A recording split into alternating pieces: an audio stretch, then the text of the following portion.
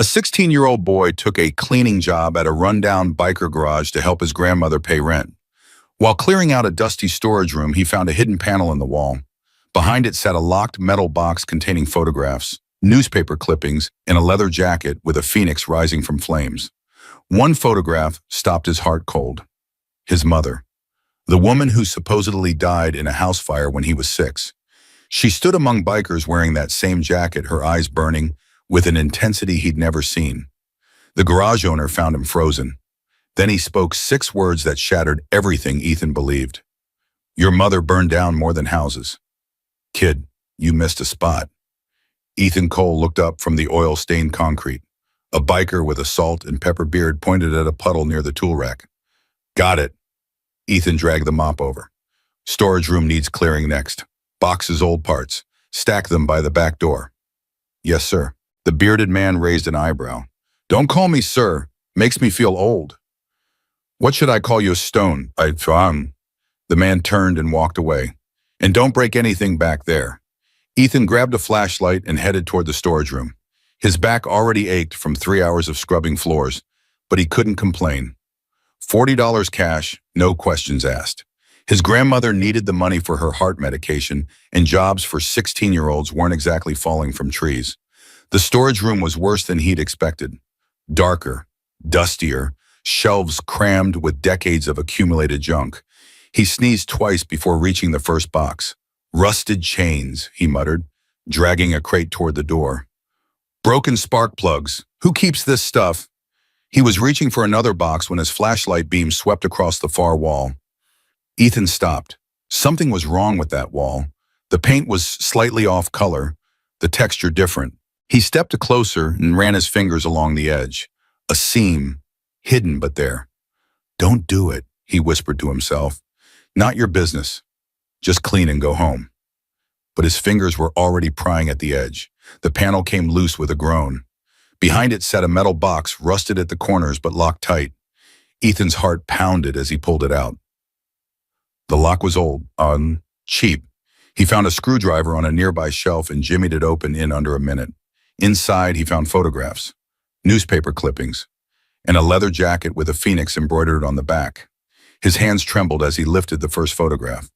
A group of bikers stood in front of this very garage, and in the center, wearing the phoenix jacket, stood a woman. Dark hair pulled back tight, jaw set hard, eyes burning with fierce determination. Ethan's breath stopped. He knew that face. He'd seen it every day for 10 years in the photograph his grandmother kept on the living room shelf. His mother, Elena Cole, the woman who died in a house fire when he was 6 years old. "What are you doing in here?" Ethan spun around. Stone stood in the doorway. Behind him, 2 other bikers had gathered. "This is my mother." Ethan held up the photograph, his voice cracking. "Why do you have a picture of my dead mother?" Stone's expression didn't change, but something shifted in his eyes. "Put that down." "No." Ethan stepped back. "Not until you tell me why she's wearing your club's jacket. Not until you explain why my mother, who died in a house fire 10 years ago, is standing in front of your garage like she belonged here." Stone was quiet for a long moment. Then he said 6 words that shattered everything. "Your mother burned down more than houses." That doesn't make sense." Ethan's voice shook. "My mother was a school teacher. She read me bedtime stories. She made pancakes on Sunday mornings. She did all those things." Stone closed the storage room door, leaving them alone. "But that wasn't all she did." "Then what? What are you saying?" "I'm saying your mother had another life, one she kept hidden from everyone, including you." "You're lying." "Am I?" Stone pulled the photograph from Ethan's hand and studied it. "You recognize this jacket? It was in the box. It's got a phoenix on the back." "You know why?" Ethan shook his head. "'Cause your mother's road name was Phoenix. Every member of the Ironheart Riders has one. Hers was Phoenix." Stone met his eyes. "Because she had a habit of burning things to the ground." "That's insane. My mother wasn't. She couldn't have been a vigilante, an arsonist, a woman who spent 4 years hunting down monsters and making them pay." Ethan's legs felt weak. He grabbed a shelf to steady himself. "I don't believe you." "You don't have to, not yet." Stone tucked the photograph into his vest. "But you came looking for answers, kid. Don't blame me if you don't like what you find. He turned and walked out. Ethan stood frozen for 3 heartbeats. Then he followed. Stone led him to a small office at the back of the garage. Photographs covered every wall. Trophies lined the shelves. A map of Montana was marked with red pins. Close the door. Ethan obeyed. Sit down. I'd rather stand. Suit yourself.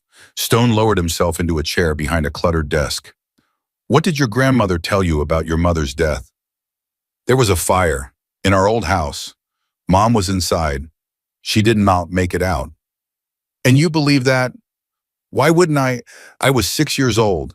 My grandmother was crying. There was a funeral, a casket. People brought flowers. Ethan's voice cracked. What was I supposed to believe? Stone was quiet for a moment. Your grandmother told you what your mother asked her to tell you. What does that mean? It means the fire was real. The funeral was real. The death certificate was real. Stone paused. But your mother wasn't in that house when it burned. The words hit like a physical blow. You're saying she faked her death. I'm saying she did what she had to do to keep you safe. Safe from what? Stone leaned forward, his eyes hard. Have you ever heard of the Black Circuit? No.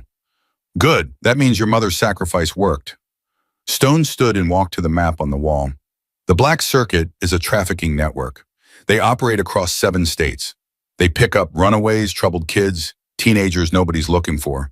Then they put them to work on what they call rehabilitation farms. Rehabilitation farms. Forced labor camps disguised as treatment centers. Kids work 18-hour days. No pay, no escape. And if they try to run, Stone shook his head. Let's just say not many try twice. Ethan felt sick. What does this have to do with my mother? Everything. Stone turned to face him. Your mother infiltrated one of those camps. She posed as a social worker, earned their trust, and gathered evidence of what they were doing. And then she went to the police. She tried once. Stone's jaw tightened. The local sheriff was on the payroll. 2 days after she filed a report, 3 men showed up at her apartment in the middle of the night. What happened? She fought them off, barely. Stone pointed to a photograph on the wall in Lenoir with a black eye and bandaged arms still managing to smile. That's when she realized the system wasn't going to save those kids, so she decided to do it herself. How? She burned the camps to the ground. Ethan stared at him. She'd evacuate the victims first, Stone continued. Get the kids out through windows, back doors, whatever it took. Then she'd torch the building. Destroy the records, make it impossible for them to rebuild. That's arson. Yeah, it is. And she did it 23 times, saved 23 teenagers who would have disappeared forever if your mother hadn't been willing to break the law. Ethan's mind was spinning. I can't. Take your time, kid. It's a lot to process. A lot to process, Ethan's voice rose. You're telling me my mother was some kind of vigilante who burned down buildings and saved trafficked teenagers, and then faked her own death, and let me think she was gone for 10 years. That's not a lot to process. That's my entire life being a lie. Not a lie of protection. From what? Stone was quiet. From what? Ethan demanded. From the Black Circuit finding you. The office door swung open. A woman with short dark hair and sharp eyes stepped in. Her vest bore the name Delta. Stone, we've got a problem. Not now, Delta. It can't wait. Delta's eyes flicked to Ethan. This is him, Phoenix's kid. Yeah. Then he needs to hear this too. Delta pulled out her phone and handed it to Stone. This came in 5 minutes ago. Stone watched the screen. His face went pale. When, this morning, they've been holding it back, waiting for the right moment. Holding what back? Ethan stepped forward.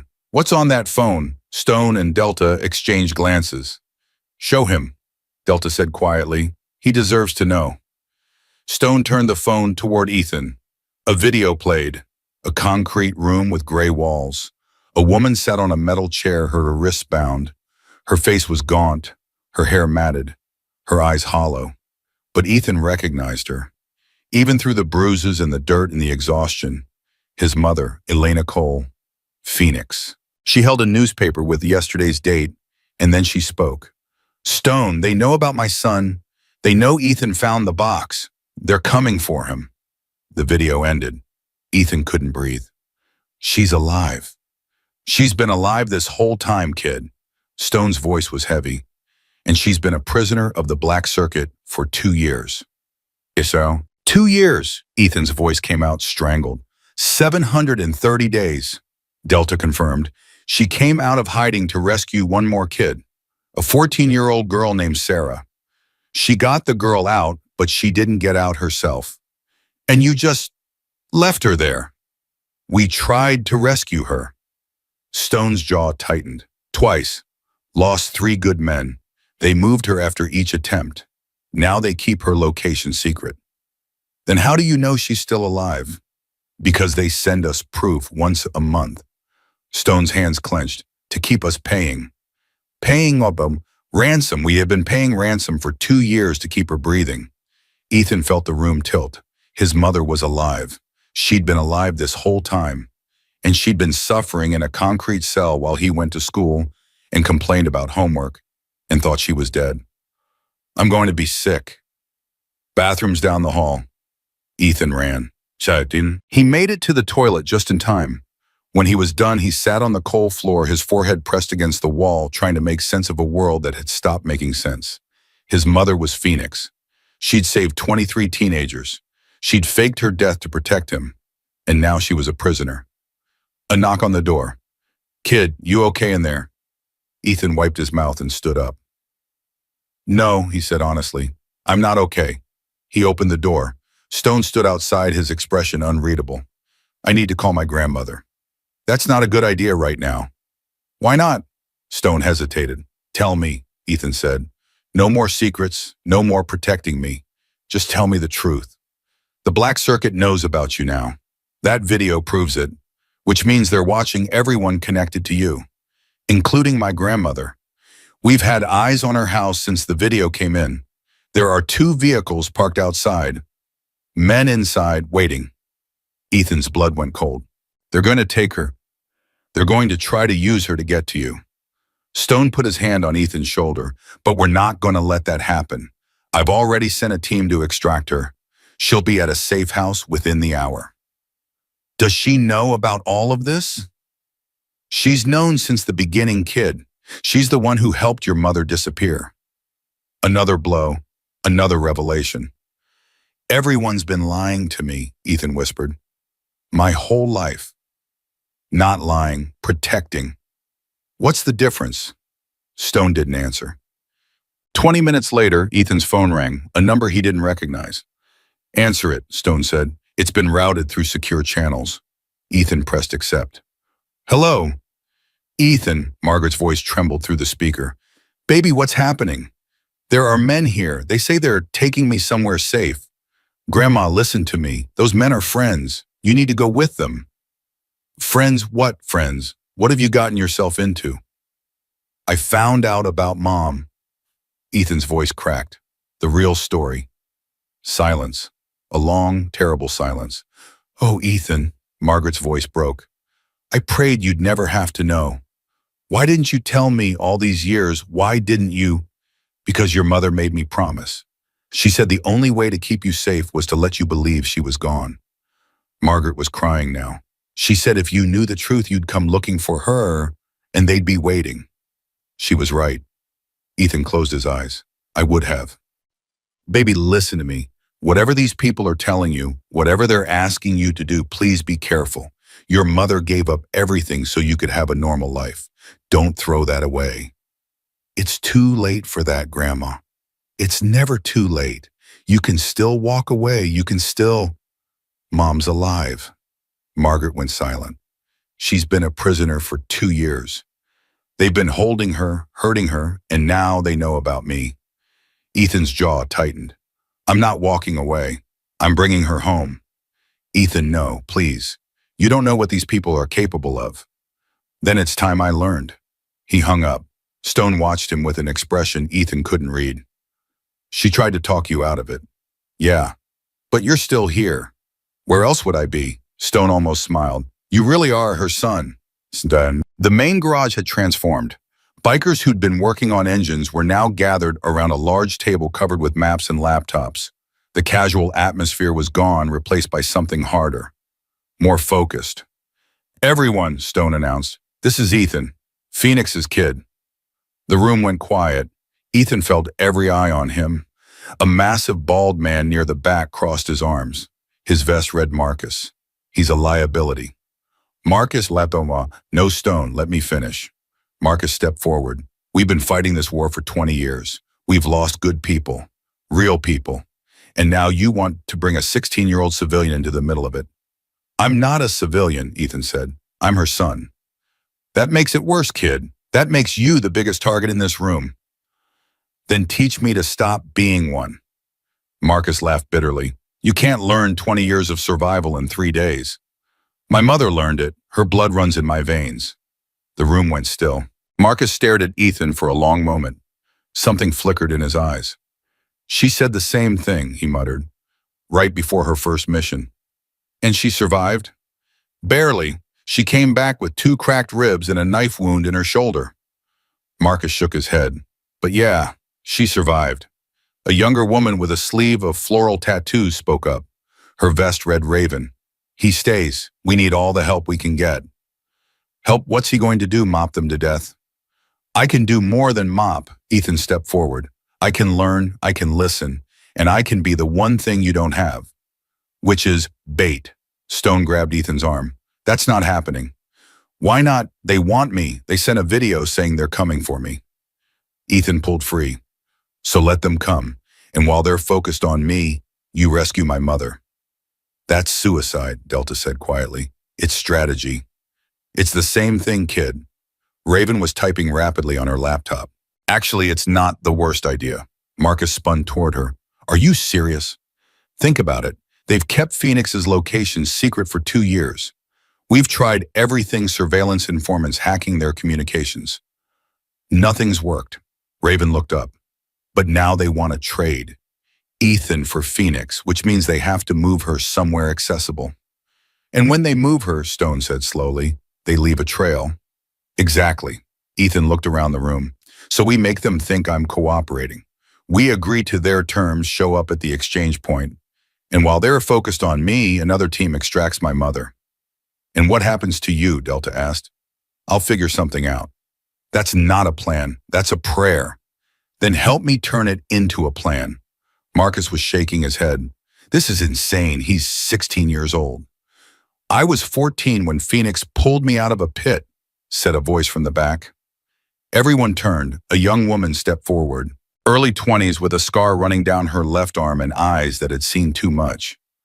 "Maya," Stone frowned. "When did you get here?" 20 minutes ago. I heard about the video." Maya walked up to Ethan and studied his face.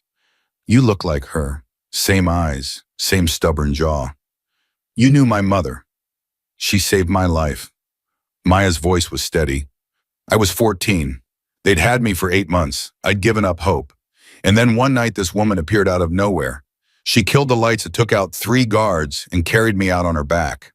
Maya's eyes glistened. "She told me I was going to be okay. She told me I had my whole life ahead of me. And when I asked her name, she just smiled and said, 'Call me Phoenix.'" Ethan's throat tightened. "She was the bravest person I ever met," Maya continued.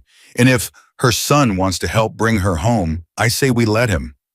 Marcus threw up his hands. "This is a mistake." "Maybe." Maya turned to face him. "But it's his mistake to make." They spent the next 2 hours explaining everything. The Black Circuit structure, their operations, their connections to corrupt officials and law enforcement. Raven pulled up photograph after photograph. "This is Victor Crane. They call him the broker. He's the one holding your mother." A man in his 50s stared back at Ethan from the screen. Silver hair, expensive suit, cold dead eyes. "Where is he?" "That's the problem. Crane doesn't stay in one place. He moves constantly, uses burner phones, communicates through encrypted channels." Raven shook her head. "We've been trying to track him for 3 years." "But you have my mother's evidence, right? The files she collected." "We have them, and they're damning, enough to bring down half the operation." Then why haven't you released them? Because Crane made it clear if that evidence goes public, your mother dies. Ethan slammed his fist on the table. So what? We just wait. We pay ransom forever. Hope he gets bored and lets her go. We wait for an opening. Stone's voice was calm. And now we have one. The exchange. Delta unfolded a map. They want to meet in 72 hours. A location of their choosing. You for Phoenix. And you think they'll actually show up with her? They'll show up with the proof she's alive. Whether they actually release her depends on how we play this. Ethan studied the map. What's the plan? We're still working on it. Stone glanced at Raven. How long until you can trace their communications? I'm already in their network, but they're using rotating encryption. Give me 48 hours. We might not have 48 hours. Raven's phone buzzed. She glanced at the screen, then quickly pocketed it. Everything okay? Delta asked. Fine, just spam. But Ethan noticed her hands were shaking. He filed that away for later. They gave him a room in the back of the garage. Small, sparse, but secure. A cot, a desk, and his mother's phone, the one they'd pulled from the box. There are video files on there, Stone had told him. Messages she recorded over the years. Some for us, some for you. Ethan sat on the cot, the phone heavy in his hands. The battery was low, but someone had charged it recently. The screen lit up, showing a background image of a phoenix in flight. He navigated to the files. Dozens of videos labeled with dates and codes. But one folder caught his eye. For Ethan, his finger hovered over it. Did he want to know? Did he want to hear his mother's voice after 10 years of silence? Yes, he needed to know. He tapped the folder. One video file inside. The thumbnail showed his mother sitting in a dim room looking directly at the camera. He plugged in headphones and pressed play. His mother's face filled the screen. Ethan. Her voice cracked on his name. Baby, if you're watching this, then Stone finally decided you were ready. She wiped her eyes. I've recorded this so many times, I never know what to say. Ethan felt tears burning his own eyes. I want you to know I didn't leave because I stopped loving you. I left because I loved you too much to let them use you against me. She leaned closer to the camera. The black circuit doesn't just threaten you. They threaten everyone you love. They make you watch while they hurt them. And I couldn't. She stopped, composed herself. I couldn't let that happen to you. The video continued. His mother talked about the camps she'd burned, the teenagers she'd saved, the prices she'd paid. You were 7 when I left. Do you remember the last time I tucked you in? You asked me why I smelled like smoke, and I told you I'd been at a bonfire with friends. Ethan remembered. That was a lie. I'd been in a fight that night. Won it, but barely. Came home with bruised ribs. His mother's voice broke. And I still picked you up, held you, read you that book about the dragon you loved. The book was still on his shelf at home. He'd read it so many times the pages were falling out. I fought in those operations for 4 years, broke bones, lost blood, got injured so many times I lost count. His mother leaned closer to the camera. And every single time I thought about you, every punch I took, every fire I set, it was all to save kids who reminded me of what you might become if I failed. She paused. I saved 23 teenagers, got them out of hell and gave them a chance at normal lives. I'm proud of that. Her expression changed. But if I could go back and choose differently, if it was those kids or you, her eyes glistened. I would have chosen you every single time, without hesitation. You were the best thing I ever did, Ethan. Not the rescues, not the fights, just you. Ethan's chest heaved. People are going to tell you I was brave, strong, a hero. His mother's voice dropped to a whisper. But here's what they won't tell you. I cried every single night after I left. I kept your picture in my pocket during every mission. I would have given up everything, if I could have held you one more time. The video flickered. I don't know how much time I have left. Things are getting dangerous. But I needed you to know the truth. Not the legend, not the stories they'll tell. The real truth. She pressed her hand against the camera. I love you, baby. I loved you the moment you were born, and I'll love you even after I'm gone. A pause. And Ethan, whatever you do, don't come looking for me. Don't try to be a hero. Just live. Be happy. Fall in love. Have children. Give them the life I couldn't give you. Her voice broke completely. That's all I ever wanted for you. The video ended. Ethan sat in the darkness, tears streaming down his face. His mother hadn't been fearless. She'd been terrified. But she'd done it anyway. He wiped his face and stood up. He walked back to the main room where Stone and the others were still planning. I watched the video. Stone looked up. She told me not to come looking for her. Ethan's voice was steady now. She told me to just live my life and be happy. Smart woman. Yeah, she was. Ethan pulled up a chair and sat down. Too bad I'm not smart. I'm stubborn, just like her. Delta almost smiled. So what do you need me to do? Ethan asked. For now, learn everything you can about the Black Circuit. Study their patterns. Understand how they operate. And then we figure out how to burn them to the ground. Stone's eyes hardened, just like your mother would have wanted. By midnight, Ethan's head was spinning with information. Trafficking routes, safe houses, names of corrupt officials, financial records showing bribes and payoffs. His mother had documented everything. She was building a case, Raven explained, gathering evidence that could take down the entire network. Why didn't she use it? She was going to. She had a contact in the FBI, an agent named Harrison who she trusted. Raven pulled up a photograph. Then she found out Harrison was on the payroll too. The photograph showed a middle-aged man in a suit shaking hands with Victor Crane. Everyone she trusted turned out to be dirty, Raven continued, so she decided to handle it herself. And look where that got her. Yeah, Raven's voice was quiet. Look where that got her. Ethan was about to ask another question when he noticed something. Raven's phone was buzzing again. She glanced at it, typed something quickly, then pocketed it. Who keeps texting you? Raven, his eyes flickered. Nobody, just a friend.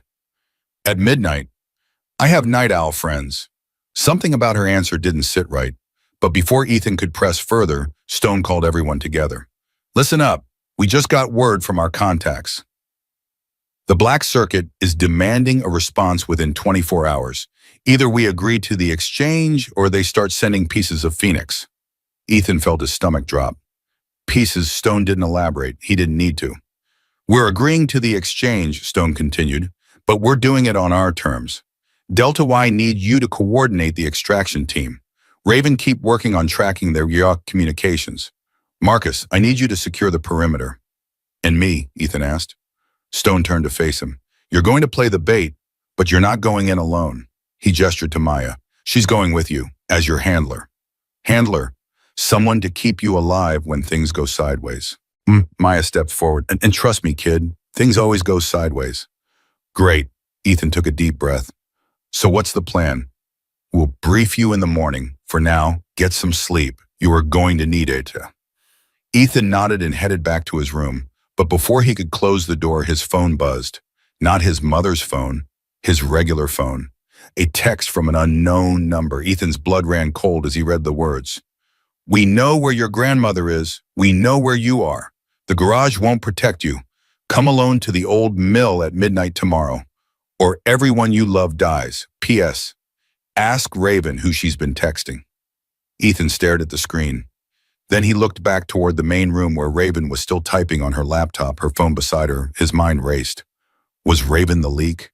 Was she the reason the Black Circuit knew about him? He couldn't trust anyone, not even the people who claimed to be protecting him. Ethan deleted the message. He didn't tell Stone. He didn't tell anyone, because he already knew what he had to do. Tomorrow night he was going to the old mill, alone. Ethan waited until 2 a.m. The garage had gone quiet. Stone had retreated to his office. Delta and Marcus were running perimeter checks. Raven was still at her laptop, her phone beside her, the screen lighting up every few minutes with messages she didn't want anyone to see. Ethan watched her from the shadows of the hallway. Who was she texting? The message had told him to ask. But asking meant revealing that he'd received it, and revealing meant questions he couldn't answer. Not yet. He slipped out through a back window he'd noticed earlier. The lock was broken. Nobody had bothered to fix it. The night air hit him like a slap. Cold, sharp, real. He started walking. The old mill was 3 miles north of the garage, according to the map he'd memorized from Stone's office. An abandoned grain processing facility that had been shut down 15 years ago. The kind of place where bad things happened and nobody asked questions. The kind of place where his mother might have burned to the ground. Ethan's phone buzzed, another text from the unknown number. Good boy, keep walking. Come alone or the deal is off. They were watching him. He shoved the phone back in his pocket and kept moving. The streets were empty at this hour. Streetlights flickered overhead, casting pools of orange light that did nothing to chase away the darkness between them. Ethan's footsteps echoed against the pavement. Every shadow looked like a threat. Every sound made him flinch. But he didn't turn back. His mother had walked into danger for 23 strangers. He could walk into danger for her. The mill appeared after 40 minutes of walking. A massive structure of rusted metal and broken windows silhouetted against the night sky like the skeleton of some ancient beast. Ethan stopped at the entrance. I'm here, he called out. I came alone. Now what? Silence, then footsteps. A figure emerged from the darkness. A man in his 30s wearing a dark jacket and a smile that didn't reach his eyes. Phoenix's kid. You look just like her. Where's my mother? Straight to business. I like that. The man circled Ethan, slowly studying him. She was the same way. No small talk, no games, just purpose. I asked you a question, and I'll answer it, eventually. The man stopped in front of Ethan. But first I need to know something. Did you tell anyone you were coming? No. You're lying. I'm not. The man tilted his head. Stone didn't notice you leaving. Delta didn't spot you on the perimeter. Raven didn't track your phone. Ethan's blood went cold. How do you know those names? I know everything about the Ironheart Riders, kid. I know their safe houses. I know their routes. I know their communication channels. The man leaned closer. I know because I have someone on the inside. Raven. The name screamed through Ethan's mind. You're lying, he said, but his voice wavered. Am I, Then ask yourself this. How did we know you found the box? How did we know you watched your mother's video? How did we know you were planning to play bait for the exchange? Ethan couldn't breathe. We know everything, Ethan. Every conversation, every plan, every secret. The man smiled. And now we have you. Ethan turned to run. He didn't get 3 steps. Something hard hit the back of his head. The world went black. When Ethan woke up, his hands were bound. He was sitting in a metal chair in a room with concrete walls. A single light bulb hung from the ceiling, swinging slightly, casting shadows that made his head spin. Or maybe that was the concussion.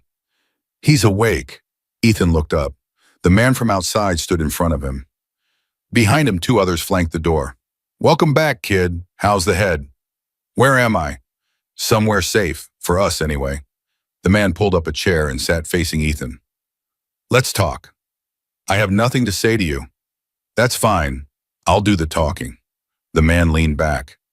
My name is Cole. I work for Victor Crane. You know who that is, the broker. Smart kid. Your mother really did raise you right. Cole smiled. Before she abandoned you anyway. She didn't abandon me. She protected me. Is that what they told you, that she was some kind of hero, that she sacrificed everything to keep you safe? Cole laughed. Here's the truth, Ethan. Your mother was a terrorist. She destroyed millions of dollars worth of property. She killed 3 of our men, and she thought she could get away with it because she believed in her cause. She saved 23 kids. She stole 23 assets. There's a difference. Ethan's stomach turned. You're sick. I'm practical. Those kids were in misfits. We fed them, housed them, trained them. And your mother burned it all down because she didn't like our business model. Your business model is slavery. Our business model is efficiency. Cole stood and walked behind Ethan. But we're not here to debate economics. We're here to make a deal. What kind of deal? The same deal we offered your friends. You for your mother. Cole's voice dropped. But now that we have you, the terms have changed. Ethan's heart pounded. Changed how? We don't need to trade anymore. We have both of you. The words hit like a punch. You're going to kill us. Kill you? No, no, no. Cole circled back around to face Ethan. Killing is wasteful. We're going to use you. Use me for what? Your mother was our best fighter before she betrayed us. Strong, fast, ruthless when she needed to be. Mr. Cole smiled. We're going to see if her son inherited any of that talent. I'm not fighting for you. Everyone says that at first.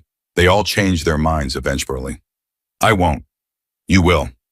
Cole crouched in front of Ethan, meeting his eyes. Because if you don't, we'll make you watch while we take your mother apart piece by piece. And then we'll do the same to your grandmother. Ethan lunged forward, straining against his bonds. Cole didn't flinch. There it is, that fire, that rage. He stood up slowly. You really are her son. The door opened. Another man walked in, older, with silver hair and eyes as cold as winter. Victor Crane, the broker himself. Is this him? Crane asked, studying Ethan like he was examining livestock. Phoenix's boy, just like the photos. Crane circled Ethan slowly. You know, your mother caused me a great deal of trouble. Cost me money, cost me men, cost me reputation. Good, Crane smiled. It was worse than his frown. I admire loyalty. It's rare these days. He stopped in front of Ethan. But loyalty without power is just sentiment, and sentiment doesn't survive in our world. Your world is going to burn. Perhaps, but not today. Crane nodded to Cole. Prepare the pit. I want to see what he's made of. Wait, Ethan's voice came out stronger than he expected. You said you'd trade me for my mother. Where is she? Crane raised an eyebrow. You want to see her? I want to know she's alive. She's alive for now. Crane gestured to one of the guards. Bring her. Ethan's heart stopped. Minutes passed, then the door opened again, and she walked in. Elena Cole, Phoenix, his mother. She was thinner than the video had shown, paler, dark circles under her eyes and bruises on her arms that made Ethan's fists clench. But she was alive. She was here, and when she saw him, something broke in her expression. Ethan, her voice cracked on his name. Mom. No. Elena shook her head, tears streaming down her face. No, no, no. You weren't supposed to be here. You were supposed to stay away. You were supposed to. I couldn't. Ethan's own voice broke. I couldn't just leave you. Baby, I told you in the video. I told you not to come looking for me. I told you to live your life. And I told you I'm stubborn, just like you. Elena laughed through her tears, a broken sound. You stupid, brave, beautiful boy. Crane watched this reunion with cold amusement. Touching, truly. He stepped between them. But we have business to discuss. Your son has agreed to take your place in the pit. What? Elena's expression shifted from grief to fury. No, absolutely not. He didn't have much choice. I'll fight. I'll fight as many matches as you want. Just let him go. You're damaged goods, Phoenix. 2 years in a cell has taken its toll. Crane shook his head. But your son is young, fresh, untrained, yes, but trainable. He's 16 years old enough to learn. I won't let you touch him. You're not in a position to stop me. Elena lunged at Crane. 2 guards grabbed her before she got close, slamming her against the wall. Mom, Ethan strained against his bonds. This is what I mean about sentiment, Crane said calmly. It makes people stupid, predictable. He nodded to Cole. Take the boy to processing. Put her back in her cell. They can have a proper reunion after his first match. No, Elena screamed. Ethan, don't let them break you. Don't let them. The door closed, cutting off her voice. Ethan was alone with Cole and 2 guards. Processing it is, Cole said cheerfully. Don't worry, kid. The first few weeks are the hardest. After that, you'll get used to it. I'll kill you. Everyone says that too. Cole grabbed Ethan's arm and hauled him to his feet. Come on, we've got a lot of work to do. They dragged him down a hallway lined with metal doors. Behind each one, Ethan could hear sounds. Crying, screaming, silence that was somehow worse. This was hell. This was where his mother had spent 2 years. This was what she'd been trying to destroy. Cole stopped at a door marked with a number 17. This was your mother's cell when she first came to us. Fitting that you should start here too. He opened the door and shoved Ethan inside. The room was small. A cot, a toilet, nothing else. Someone will come for you in the morning, Cole said. Get some sleep. You're going to need it. The door slammed shut. Ethan was alone. He sat on the cot and tried to think. His mother was here, alive but broken. The Ironheart Riders didn't know where he was. Nobody was coming to rescue him. And in the morning they were going to make him fight. He closed his eyes and thought about his mother's video. "Don't try to be a hero," she'd said. "Just live." He'd failed at that, but maybe he could still save her. Maybe they could save each other. He just needed a plan. Hours passed. Ethan didn't sleep. He studied the room looking for weaknesses. The walls were solid concrete. The door was reinforced steel. The only vent was too small for a person to fit through. No escape. But there had to be something. His mother had escaped from places like this before. She'd burned them to the ground. She'd found ways where there were none. He was her son. He could do this. A sound outside the door. Footsteps. Soft. Careful. Not guards. The lock clicked. The door swung open. A figure slipped inside, closing the door behind them. Ethan tensed, ready to fight. Then the figure spoke. "Relax, kid. I'm here to help." That voice. Ethan knew that voice. Raven. She stepped into the light. Same floral tattoos, same sharp eyes, but now she wore dark clothes instead of her leather vest, and her expression was hard as stone. "How did you find me?" "Tracked your phone before you left." "You really think I wouldn't notice someone sneaking out at 2 a.m.? You're the traitor." The message said. The message was a test. Raven knelt in front of him and started working on his bonds. Crane wanted to see if you'd trust anyone enough to ask questions. When you didn't, he knew you'd come alone. "So you're not working for them?" "I'm working against them, have been for 3 years." The ropes fell away from Ethan's wrists. "But I had to make it look convincing. Those texts you saw me sending, I was feeding Crane false information, making him think he had an inside man." Ethan rubbed his wrists, trying to process. "Stone knows about this." "Stone doesn't know anything. Nobody does. If even one person suspected, Crane would find out." Raven helped him to his feet. "I've been waiting for the right moment to blow this whole operation apart. And thanks to you, that moment is now. Thanks to me, I got captured. You got inside. That's what we needed." Raven pulled out a small device. "This is a transmitter. Crane's entire network runs through this facility. If I can get to the server room, I can upload your mother's evidence directly to the FBI, the press, and every law enforcement agency in 7 states. And Crane just has a server room lying around. This is his main hub.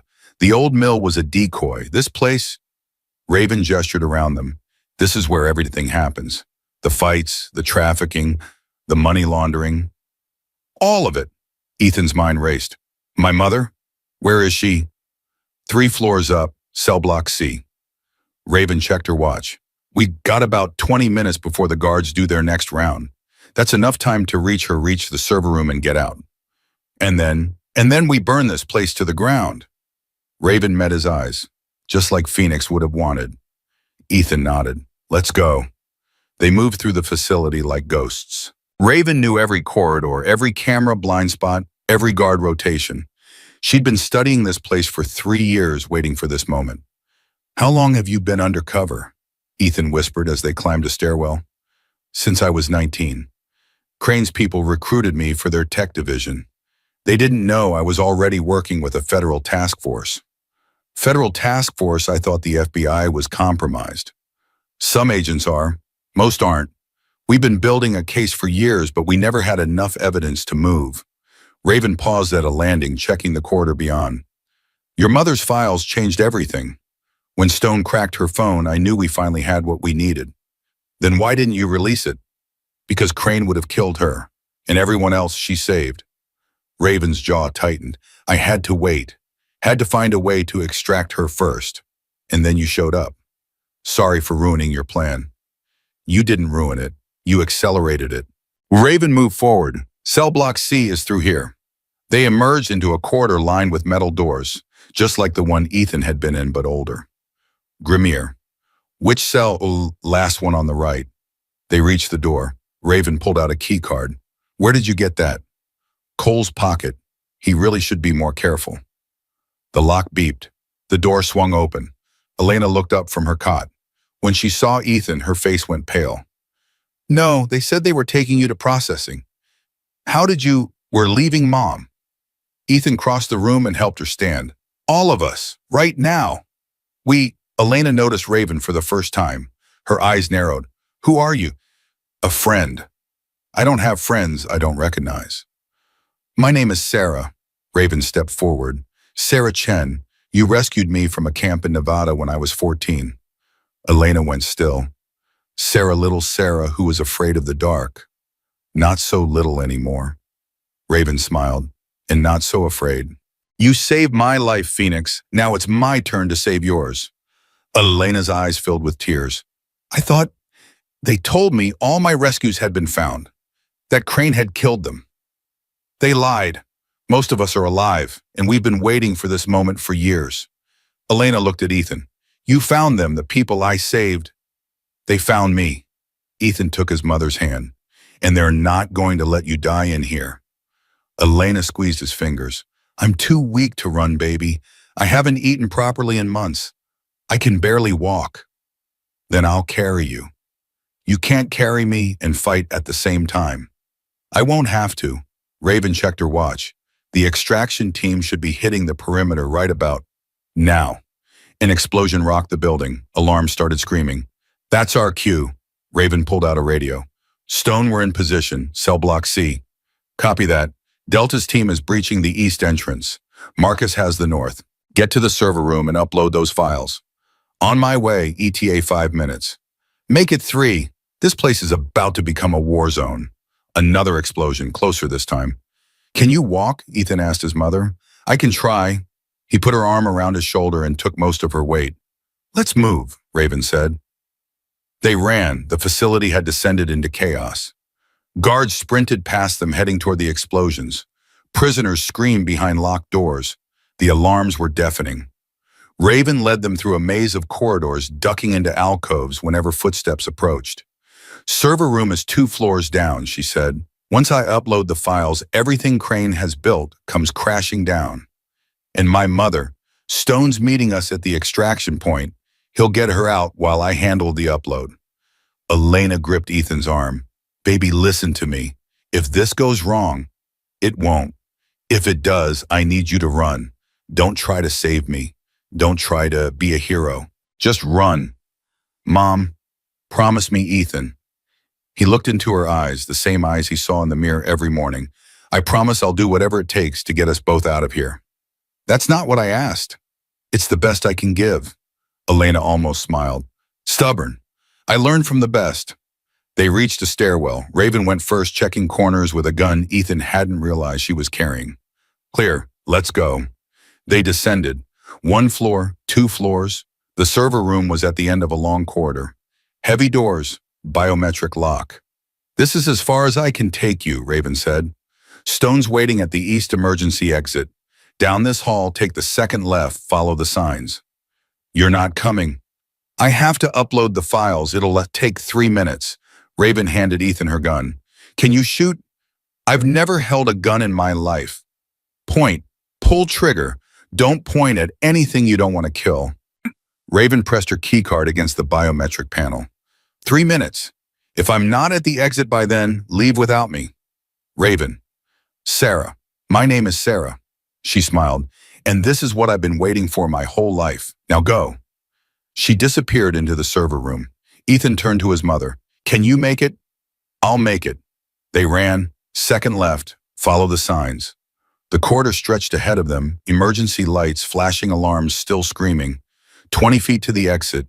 10 feet. A figure stepped out of the shadows. Cole. He was bleeding from a cut on his forehead, his jacket torn, his expression murderous. Going somewhere. Ethan raised the gun. Move. You're not going to shoot me, kid. You've never killed anyone. There's a first time for everything. Cole smiled. Your mother said the same thing. Right before her first fight. Right before she became one of us. She was never one of you. Wasn't she? She killed for us, bled for us, made us millions. Cole stepped closer. The only difference between Phoenix and our other fighters is that she convinced herself she was doing it for a good reason. She was saving lives. She was surviving, just like everyone else in the pit. The rest is just a story she told herself so she could sleep at night. Shut up. Did she tell you about the man she killed with her bare hands? The one who begged for mercy? I said shut up.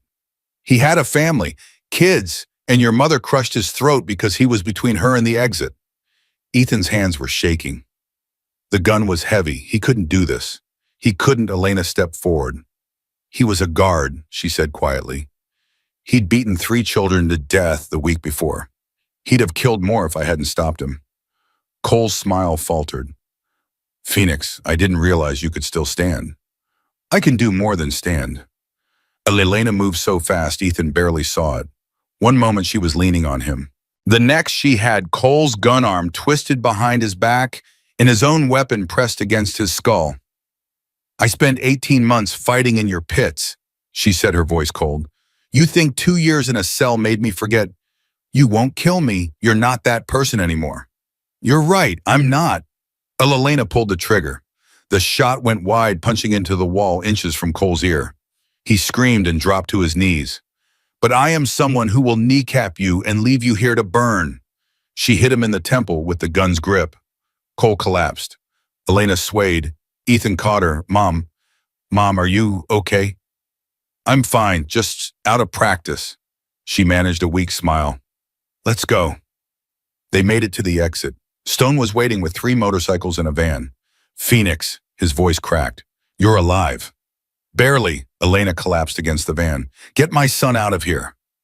We're getting you both out. Stone helped her into the vehicle. Where's Raven? Server room, she said 3 minutes.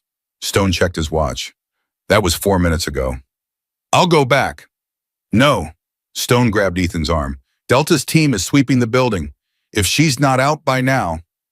A figure burst through the exit. Raven, blood on her face, laptop clutched to her chest. It's done, she gasped. Files are uploaded. Every news outlet, every federal agency. Crane is finished. Stone caught her as she stumbled. You're hit. Just a graze. I've had worse. Sirens in the distance. Time to go. Stone herded everyone toward the vehicles. Delta Marcus, cover our exit. Everyone else move. They drove into the night as the facility burned behind them. Ethan sat in the van beside his mother, holding her hand, watching the flames through the rear window. Is it over? He asked. Elena squeezed his fingers. It's just beginning, baby. But for the first time in 10 years. She closed her eyes. I think we might actually win. The sirens faded, the fire grew smaller, and Ethan held on to his mother, alive and free, as the dawn began to break. The safe house was a farmhouse 40 miles outside the city. Stone had bought it under a fake name 15 years ago, back when Phoenix was still active. Nobody knew about it except the inner circle. Not even Raven. How long do we have? Ethan asked as they pulled up the gravel driveway. Hard to say. Stone killed the engine. The files are out there now. Every news station, every federal agency. Crane's network is going to implode within hours. But Crane himself, Stone's jaw tightened. We didn't find a body. Elena stirred in the back seat. She'd been drifting in and out of consciousness since they left the facility, her body pushed past its limits. He got out, she murmured. He always has an exit plan. Always. Mom, don't talk. Save your strength. I've been saving my strength for 2 years, baby. Elena's eyes fluttered open. I'm done being quiet. Delta met them at the door. Medical supplies are inside. Maya's on her way with more. What about Margaret? Ethan asked immediately. My grandmother, is she safe? She's been at the Helena safe house since yesterday. Marcus is bringing her here now. Relief flooded through Ethan's chest. Thank you. Don't thank me yet. Delta helped Stone carry Elena inside. We're not out of this. Not by a long shot. They set Elena on a couch in the living room.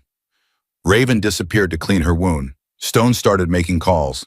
Ethan sat beside his mother and took her hand. I thought I lost you, he whispered. When they told me you were dead, I thought I'd never see you again. I know, baby. Elena's fingers tightened around his. I watched you from a distance. Every birthday, every school play. Stone sent me pictures. He told me. I wanted to come back so many times.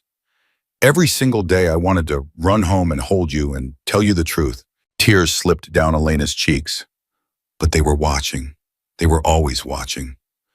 It's over now. Crane's finished. Crane's never finished.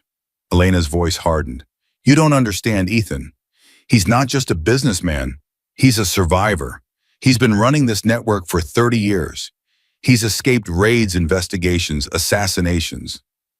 One fire isn't going to stop him. But the evidence will hurt him, will destroy his operation, will put his people in prison. Elena shook her head. But Crane himself, he'll disappear. He'll rebuild, and he'll come back for revenge. Then we'll be ready. You don't know what he's capable of. I know he took you from me for 10 years. I know he kept you in a cell for 2 years. Ethan's jaw clenched. I know exactly what he's capable of, and I'm not afraid. Elena studied her son's face. You've grown up so much. You're not the little boy I left behind.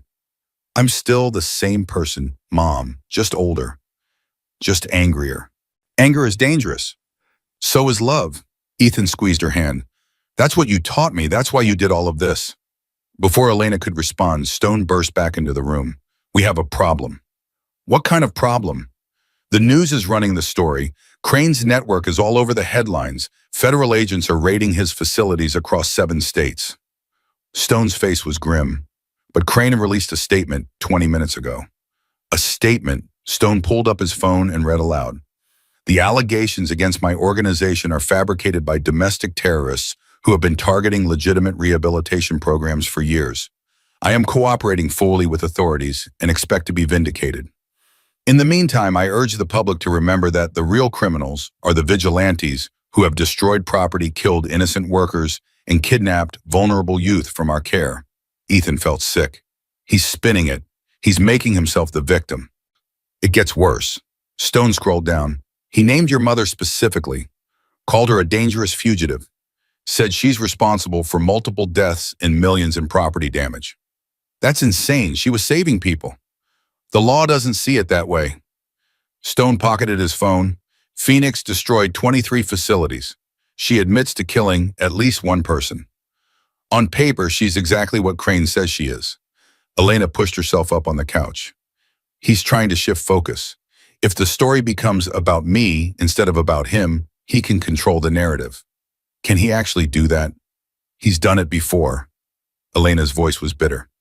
10 years ago, when I first started exposing the camps, he framed one of my contacts as a child trafficker. The man spent 3 years in prison before the truth came out. By then, Crane had moved his entire operation to a new state. So what do? We get ahead of him. Raven emerged from the back room, her arm freshly bandaged. The evidence I uploaded includes testimonials from survivors. 23 people your mother saved, all willing to go on record. Will that be enough? It's a start, but we need more. Raven sat down at a laptop. We need the survivors to tell their stories publicly. We need to put faces to the victims. We need to make this about them, not about Phoenix. How do we contact them? I've been in touch with most of them for years. They're part of an underground network. Survivors helping survivors. Raven started typing. I'm sending out a message now. Anyone willing to go public should respond within the hour. Stone nodded. Do it. In the meantime, I'm going to reach out to some friendly journalists, people who owe us favors. What about the FBI? Ethan asked. Raven said there's a task force. Aren't they on our side? Some of them are, but Crane has people everywhere. Until we know who's clean and who's dirty, we can't trust anyone outside this room. The door opened. The door. Marcus walked in, followed by an elderly woman with silver hair and frightened eyes.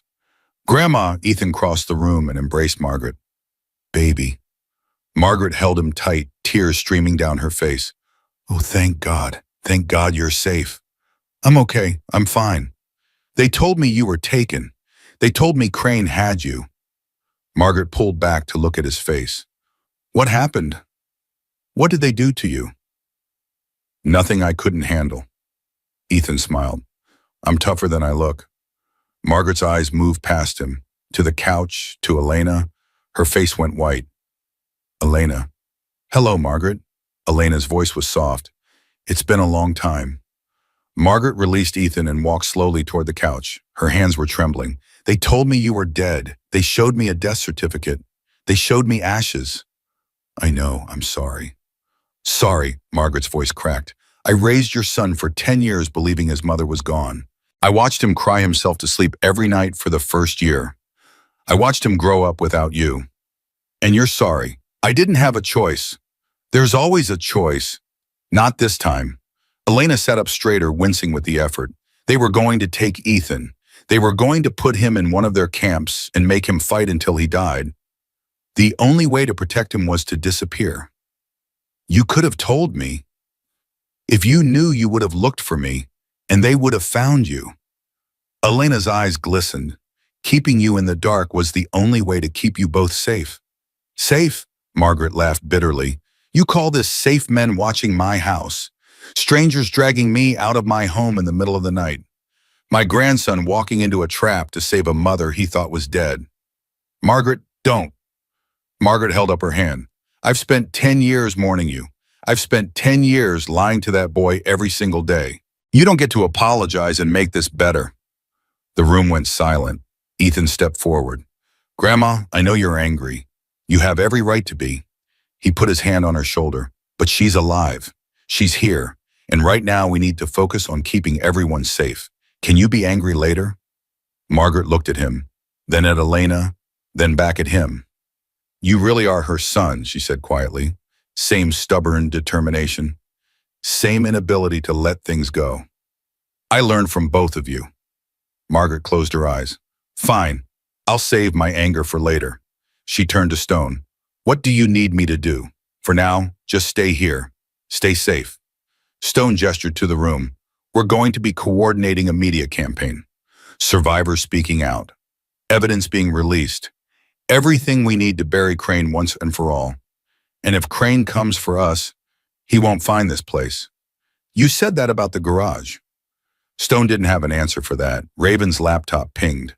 First response. She scanned the screen. Diana Chen, 28. She's willing to go public. She's a nurse in Sacramento now. That's Sarah's sister, Elena said.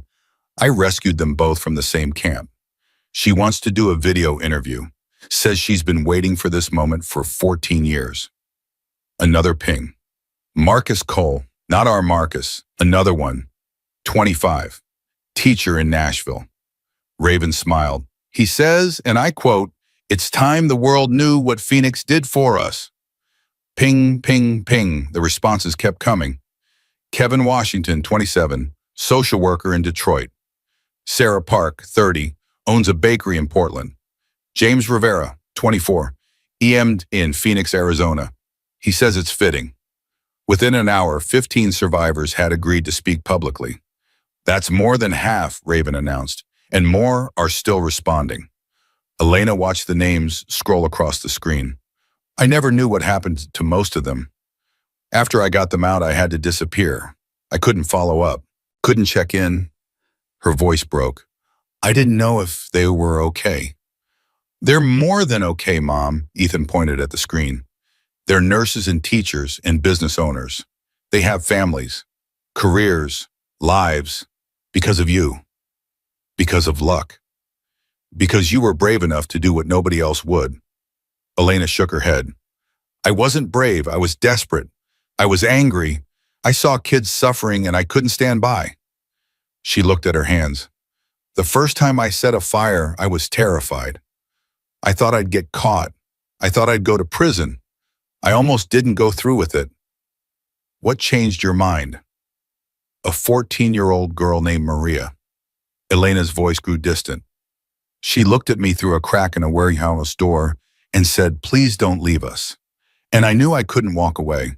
Not then, not ever. Maria, Raven said, checking her laptop. Maria Gonzalez. She responded 10 minutes ago. She's a pediatric nurse in Chicago now. Has 2 kids of her own. Elena's eyes filled with tears. She made it. They all made it. Phoenix. Raven turned the laptop so Elena could see.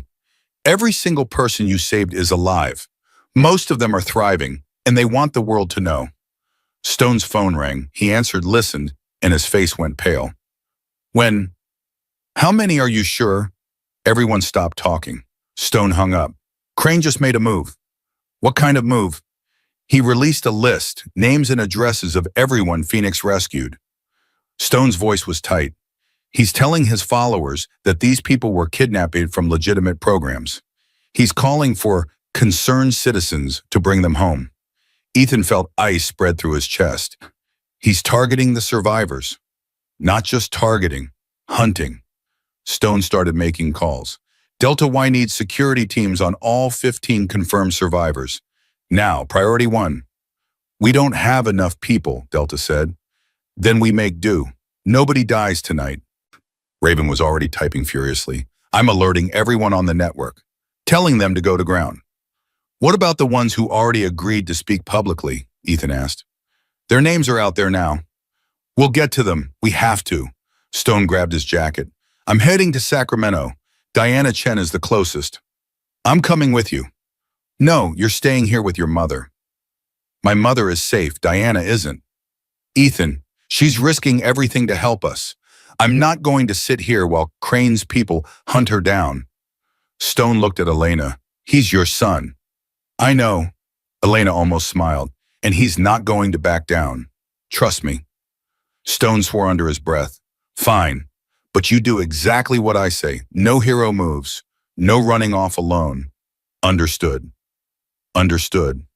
We leave in 5 minutes. Ethan turned to his mother. Will you be okay? I'll be fine. Delta's staying here. And I'm not as weak as I look. Elena grabbed his hand. But Ethan, be careful. Crane is desperate now. Desperate men do terrible things. I know. No, you don't. Not really. Elena's grip tightened. Promise me you'll come back. Mom, promise me. Ethan leaned down and kissed her forehead. I promise. He followed Stone out the door. They drove through the night, pushing the speed limit as far as they dared. Stone made call after call, coordinating with the scattered members of the Ironheart Riders. Marcus, I need you in Nashville. Kevin Washington is there. He's vulnerable. Delta, stay on the grandmother. Don't let her out of your sight. Raven, keep monitoring communications. I want to know if Crane so much as breathes wrong. Ethan sat in the passenger seat watching the dark highway blur past. How did Crane get the list? He asked. Had to be from his backup servers. We destroyed the main facility, but a man like Crane doesn't keep all his eggs in one basket. So he planned for this. He plans for everything. Stone's grip tightened on the wheel. That's what makes him so dangerous. He's always 3 steps ahead. Then how do we beat him? By being 4 steps ahead. Stone glanced at Ethan. Or by being too unpredictable for him to plan against. What does that mean? It means sometimes the best strategy is no strategy, just action. Stone turned back to the road. Your mother understood that. When she burned those camps, she didn't plan. She just moved. And Crane could never catch her because he couldn't predict what she'd do next. Is that why it took him so long to find her? Partly, and partly because she had people willing to die to protect her. Stone's voice softened. The Ironheart Riders aren't just a motorcycle club, Ethan. We're a family. And Phoenix was the heart of that family for a long time. Until she left. Until she had to leave, Stone corrected. There's a difference. They reached Sacramento just as dawn was breaking. Diana Chen lived in a small apartment near the hospital where she worked. Stone parked a block away and pulled out his phone. Diana, it's Stone. We're outside. A pause. Thank God, there's been a car circling my block for the last hour. How many people inside? 2, maybe 3. Stone looked at Ethan. Stay here. No way. This isn't a debate. You can't take 3 people alone. I've been doing this for 20 years, kid. And I just escaped from a concrete cell in a trafficking facility. Ethan opened his door. I think I can handle a stakeout. Stone swore again. Your mother is going to kill me. Only if we die. Let's not die. They approached Diana's building from the back. Stone moved like a ghost, silent and deliberate. Ethan tried to match his footsteps. Fire escape, Stone whispered. 3rd floor, window on the left. How do you know? I memorized the address 3 years ago, just in case. They climbed. The window was unlocked. Stone slid it open and slipped inside. Ethan followed. Diana was waiting for them in her living room, a young Asian woman with tired eyes and steady hands. You're Ethan. She looked him up and down. Phoenix's son. Yeah. You look like her. Everyone keeps saying that. Because it's true. Diana grabbed a bag she'd already packed. There's a back stairwell. We can. A knock on the front door. Everyone froze. Diana Chen, a man's voice. Calm, professional. We're from the Department of Child Services. We need to speak with you about your involvement in a kidnapping case. Stone mouth, don't answer. Diana nodded. Ms. Chen, we know you're home. Your car is in the lot. Please open the door. Silence. Ms. Chen, if you don't cooperate, we'll have to contact law enforcement. This is a serious matter. Stone pulled out his phone and texted rapidly. Fire escape, he whispered. Now. They moved toward the window. A crash from the front door. Go! Stone shoved Diana toward the escape. Move! Ethan helped Diana out the window as Stone drew his weapon. Get her to the car, Stone ordered. I'll hold them. Shunpam. Go. Ethan didn't argue. He guided Diana down the fire escape, their footsteps clanging against metal. Behind them he heard shouts. A gunshot. Glass breaking. Don't look back, Diana said. Just keep moving. They hit the ground and ran. The car was where they'd left it. Ethan fumbled for the keys Stone had given him. Can you drive? Diana asked. I'm 16. That's not an answer. I can drive. He started the engine just as Stone came sprinting around the corner. Blood on his arm, 2 men chasing behind him. Drive! Stone threw himself into the back seat. Drive now! Ethan floored it. The car lurched forward, tires screaming. The men behind them stopped. One raised a gun. Down, Stone shouted. The back window exploded. Diana screamed. Ethan kept driving. He took 8 corners too fast, ran red lights, didn't stop until they were 5 miles away, and sure nobody was following.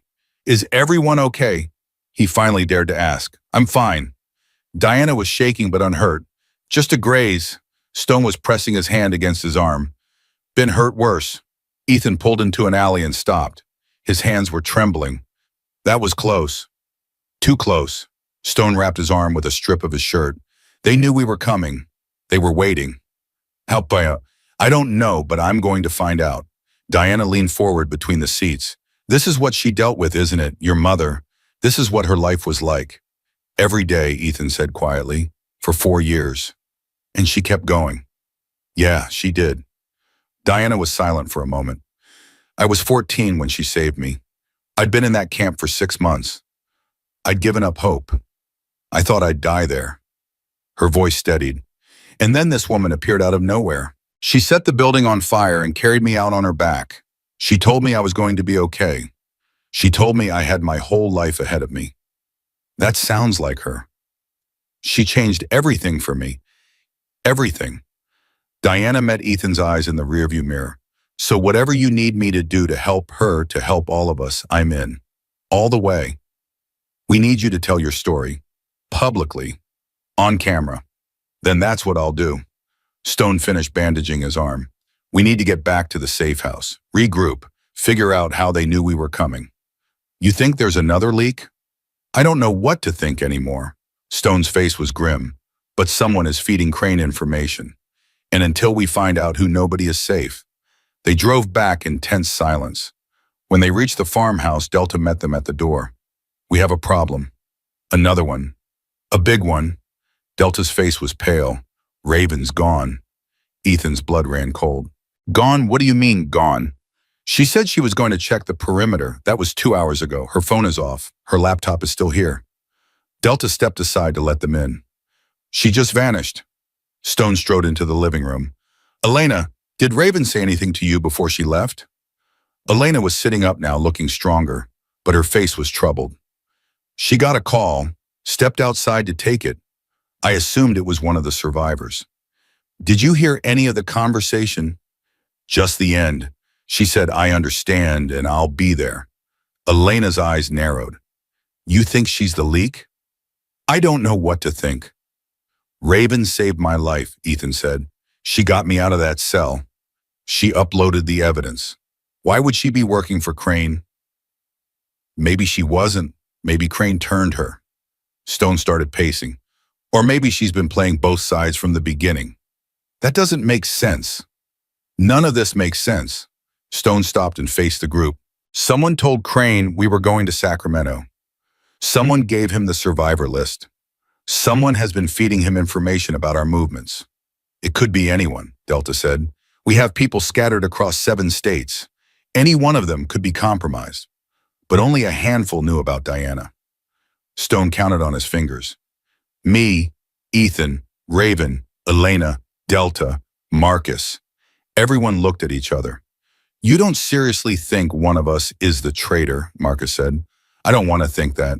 But right now I can't rule anything out. Ethan's phone buzzed, a text from an unknown number. His stomach dropped as he read it. Guys, you need to see this. He held up the phone. A video was attached to the message. Stone hit play. Raven appeared on screen. She was sitting in a chair, her hands bound a bruise forming on her cheek. Behind her stood Victor Crane. Hello, Stone. Hello, Phoenix. Crane's voice was smooth, confident. I believe you have something that belongs to me. The evidence, Stone muttered. I'm prepared to make a trade. Your little hacker for the original files. The ones that haven't been released yet. Crane smiled. I know your friend has been holding back the most damaging material. The files that implicate federal officials. The ones that would truly destroy me. How does he know about that? Elena demanded. Because he has someone on the inside, Crane continued, as if he'd heard her. Someone who's been feeding me information for years. Someone you trust implicitly. The camera panned to the side. Another figure stepped into frame. Ethan's heart stopped. It was Maya, the girl his mother had saved. The girl who'd vouched for him at the garage. The girl who was supposed to be on their side. I'm sorry, Maya said, looking directly at the camera. I didn't have a choice. She's been mine since I found her 6 years ago, Crane said. Shortly after Phoenix rescued her, I approached her family. Offered them money, protection, a future. His smile widened. All she had to do was keep an eye on the people who thought they'd saved her. Elena's face went white. No, not Maya. I carried her out of that camp myself. And she's been my eyes and ears ever since. Crane's voice turned cold. You have 24 hours to deliver the remaining files, or your little hacker dies. And then I come for the rest of you. The video ended. The room was silent. Then Stone threw his phone against the wall. 6 years. 6 years she's been feeding him information. Every safe house. Every operation. Every survivor. He turned to Elena. She's the reason they found you. She's the reason you spent 2 years in that cell. Elena didn't respond. She just sat there staring at the blank screen. Ethan moved to her side. Mom, I saved her. Elena's voice was barely a whisper. I risked everything to save her, and she betrayed us all. She said she didn't have an artistic piece. There's always a choice. Elena looked up, and Ethan saw something terrible in her eyes. I made a choice. Every single day for 4 years, I chose to fight. I chose to burn. I chose to sacrifice everything for people I didn't even know. Her voice hardened. She could have come to us. She could have told us Crane was threatening her family. Instead, she sold us out. What do we do now? Stone was already planning. We don't have the files Crane wants. Everything was uploaded. Raven held nothing back. So we can't make the trade. No, we can't. Then Raven dies. The words hung in the air. Delta spoke first. We could bluff, pretend we have the files, buy time to find where he's keeping her. He'll see through it. Crane always sees through bluffs. Then we go in guns blazing, hit every location he might be using. We don't have the manpower, not with our people scattered protecting survivors. What we just let her die. Stone didn't answer. Ethan stepped forward. I'll go. Everyone turned to look at him. Crane wants leverage. He wants to hurt my mother. I'm the best leverage he could have. Ethan's voice was steady. I'll offer myself in exchange for Raven. Absolutely not, Elena said. Mom, man. No, I spent 10 years keeping you away from this life. I spent 2 years in a concrete cell to protect you. I will not watch you walk into Crane's hands. And I won't watch Raven die because of me. Ethan faced his mother. She saved my life. She got me out of that cell. She uploaded the evidence that's bringing Crane down. I owe her. You don't owe her your life. Then what do I owe her? A thank you card, a fruit basket. Ethan's voice rose. She's going to be killed because she helped us, Because she helped me. And you want me to just sit here and do nothing. I want you to survive. What's the point of surviving if I can't live with myself? Elena stared at him. For a long moment, nobody spoke. Then Elena stood up. If you're going, I'm going with you. Mom, you can barely walk. I walked out of that facility. I can walk into wherever Crane is hiding. Elena's eyes were fierce now, the warrior showing through the mother. He wants Phoenix fine. He can have her, one last time. Stone shook his head. This is suicide. Maybe. Elena turned to face him. But I'm not letting my son do this alone. And I'm not letting Crane win. She grabbed her jacket from the back of a chair. So either help us or get out of the way. Stone looked at Delta. Delta looked at Marcus. Marcus sighed. I've followed Phoenix into worse situations than this. Have you? No, but I'm not about to stop now. Stone rubbed his face. Fine, but we do this smart. We do this together. And we do this with a plan. What kind of plan? Ethan asked. Stone's eyes hardened. The kind where Crane doesn't see us coming until it's too late. The plan came together in 2 hours. Stone called in every favor he had. Riders from 3 states converged on the farmhouse. By midnight, they had 16 people ready to move. Crane's got a warehouse in the industrial district, Stone explained, spreading a map across the table. Old meatpacking plant. He's used it before for high-value exchanges. How do you know he'll be there? Ethan asked. I don't, but it's his favorite spot for this kind of thing. Isolated, multiple exits, easy to defend. Stone traced his finger along the roads leading to the building. If he's anywhere, he's there. Elena studied the map. I know this place. I burned one of his camps 3 blocks from here 12 years ago. You remember that? I remember all of them. Elena's voice was flat. Every fire, every face, every scream. Margaret sat in the corner watching her daughter with worried eyes. You don't have to do this, Elena. You just got out. You need to rest, to heal. I'll rest when Crane is finished. And if he finishes you first, Elena looked at her, then at least I'll die fighting, not rotting in a cell. That's not comforting. It's not meant to be thawing. Ethan moved between them. Grandma, we don't have a choice. Raven saved my life. I'm not leaving her to die. And what about your life? What about everything your mother sacrificed to keep you safe? I'm not asking to be kept safe anymore. Ethan's jaw tightened. I'm asking to help save someone who helped save me. Margaret's eyes filled with tears. You're so much like her. It terrifies me. Good. Maybe that means I can do what she did. That's exactly what I'm afraid of. Stone cleared his throat. We need to move. The deadline is in 6 hours. If we're going to hit Crane before he expects us, we have to go now. Elena grabbed her jacket. I'm ready. Mom. Ethan caught her arm. Are you sure about this? Stone said you could stay here. Coordinate from... I'm not coordinating anything from anywhere. Elena pulled free. Crane took 2 years of my life. He turned one of my rescues against me. He's threatening to kill someone who risked everything to help my son. Her eyes burned with cold fire. I'm going to look him in the face when this ends, one way or another. There was nothing Ethan could say to that. They loaded into vehicles and drove into the night. Stone led the convoy with Ethan and Elena in his truck. Delta followed with Marcus and 3 other riders. The rest spread out, taking different routes to avoid drawing attention. Radio check, Stone said into his handset. Everyone copy. A series of confirmations crackled back. Remember the plan. Delta's team hits the north entrance. Marcus takes the south. Elena and I go through the loading dock with Ethan. Stone glanced in the rearview mirror. Nobody moves until I give the signal. And nobody dies tonight. Understood. More confirmations. Elena leaned forward. What about Maya? What about her? She's still in there with Crane. She's also the reason you spent 2 years in a cell. I know what she did.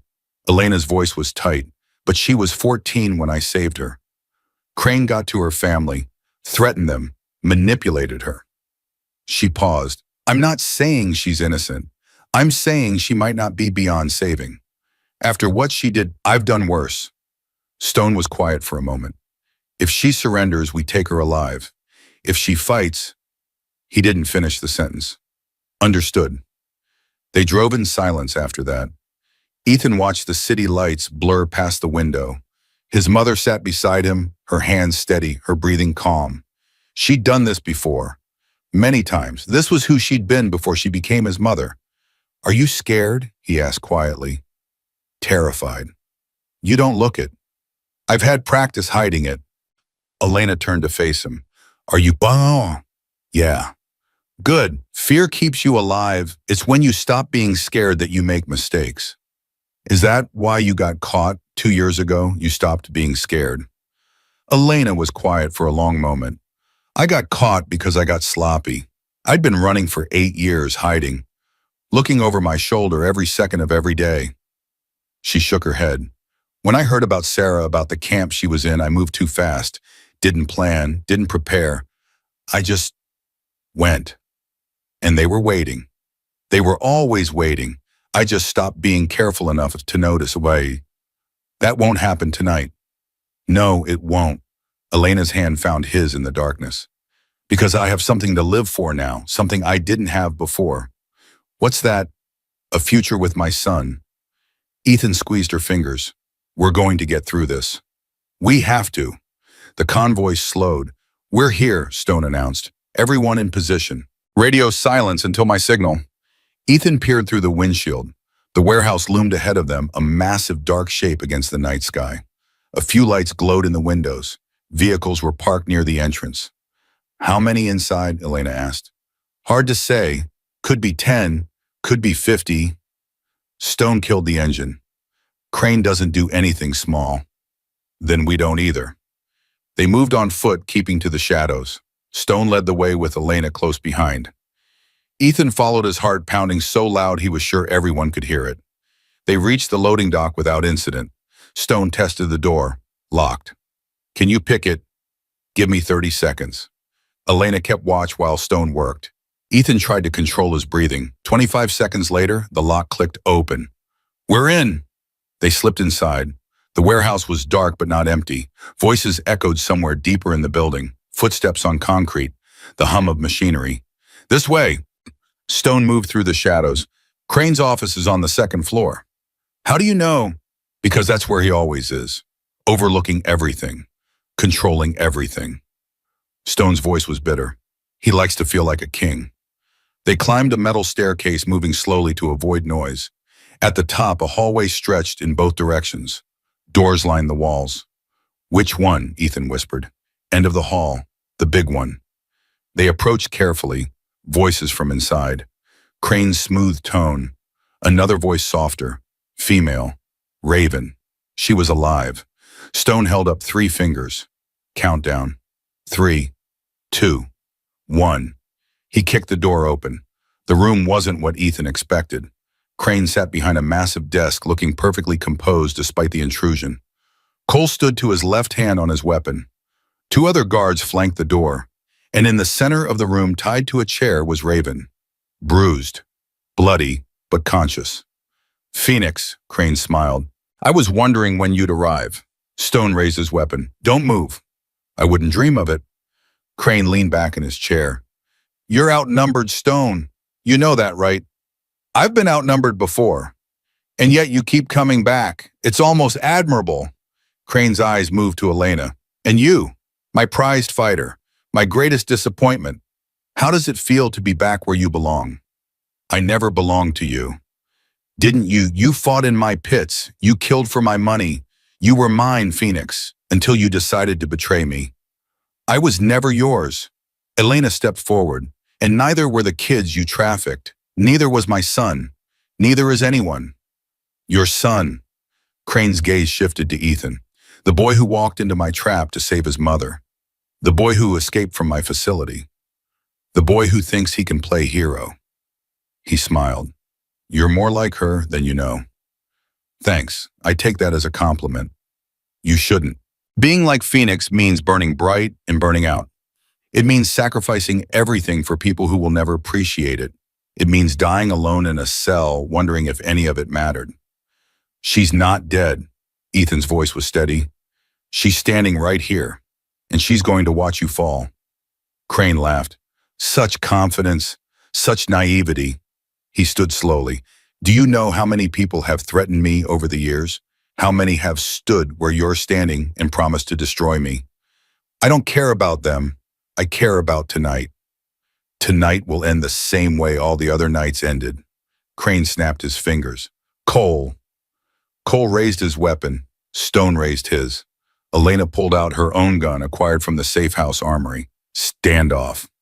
4 against 4, Crane observed. Those are interesting odds. They're about to get worse for you. Stone touched his radio. Delta, now. An explosion rocked the building. The lights flickered. Alarms started screaming. What was that? Cole demanded. That was phase 1. Stone smiled grimly. Your north entrance just became a hole in the ground. Another explosion, closer this time. And there goes the south. Crane's composure cracked. You're destroying my building. I'm destroying everything you've built. Stone moved toward Raven. Now let her go and maybe we let you walk out of here. Walk out to what prison humiliation? Crane shook his head. I don't think so. He pressed a button on his desk. A door behind him swung open. More guards poured in. 6, 8, 10. And behind them, looking pale and terrified, was Maya. Elena's breath caught. Maya. I'm sorry. Maya's voice was barely a whisper. I'm so sorry, Phoenix. You sold us out for 6 years. He had my family, my mother, my little sister. He said he'd kill them if I didn't cooperate. Tears streamed down Maya's face. I didn't want to. I never wanted to. And yet you did. I was scared. I was 14 when you saved me, and I was 16 when he found me, and I didn't know what else to do. Maya's voice broke. You taught me to survive. That's all I was doing. Surviving. By helping him hurt other people, by telling him where to find me, by spending 2 years knowing I was rotting in a cell because of information you gave him. I didn't know what he was going to need to do. I thought he'd just... I don't know. I didn't think. You're right. You didn't. Crane watched this exchange with amusement. Touching. A family reunion of sorts. He gestured to his guards. Kill them all except Phoenix and the boy. I have plans for them. The guards raised their weapons. Stone moved first. He fired twice, dropping 2 guards before anyone else could react. Delta burst through a side door with her team catching the others in a crossfire. Chaos erupted. Ethan dove for cover, pulling Raven's chair with him. She grunted as they hit the floor. Hold still, he said, working at her bonds. I'll get you out. Behind you, Ethan spun. Cole was standing over him, weapon raised. End of the line, kid. A gunshot. Cole crumpled. Elena stood behind him, smoke rising from her barrel. Are you okay? Yeah, I'm fine. Ethan finished untying Raven. Can you walk? I can run if I have to. Good, because you might have to. The firefight was brutal but brief. Stone's team had the advantage of surprise. Within minutes, most of Crane's guards were down or surrendering. But Crane himself was gone. Where is he? Stone demanded, grabbing one of the wounded guards. Where did he go? Back exit, emergency tunnel. There's a tunnel. Under the warehouse. Leads to the river. Stone swore and sprinted for the door. Ethan followed. They found the tunnel entrance behind Crane's desk. A hidden panel in the wall leading to a concrete passageway. He's not getting away. Stone started down the tunnel. Not this time. Stone, wait, Elena caught his arm. It could be a trap. I don't care. You should, we've won. The building is ours. His operation is finished. Let the authorities find him. The authorities let him operate for 30 years, Stone's voice was savage. I'm not trusting them to finish this. He pulled free and disappeared into the tunnel. Elena looked at Ethan. Stay here, protect Raven. Mom, I'm not losing him too, not tonight. She followed Stone into the darkness. Ethan stood at the tunnel entrance, torn. Go. He turned. Raven was leaning against the desk, pale but steady. What? Go after them. I can take care of myself. You can barely stand. I've been through worse. Raven grabbed a weapon from a fallen guard. They need you more than I do. I'm not leaving you alone. You're not. Delta's team is mopping up. Help will be here in 2 minutes. Raven met his eyes. Your mother needs you. Go. Ethan hesitated for 1 more second. Then he ran. The tunnel was dark and narrow, the air thick with moisture and decay. Ethan could hear footsteps ahead of him. 2 sets, moving fast. He followed the sound. The tunnel opened onto a dock by the river. A boat was tied there, engine running. Crane was climbing aboard. Stone was 10 feet behind him. Elena was right behind Stone. "Stop!" Stone raised his weapon. "It's over, Crane." Crane paused on the boat's deck. Said, "I don't see any handcuffs. I don't see any police." He spread his arms. "I see 2 vigilantes and a woman who should have died in a cell.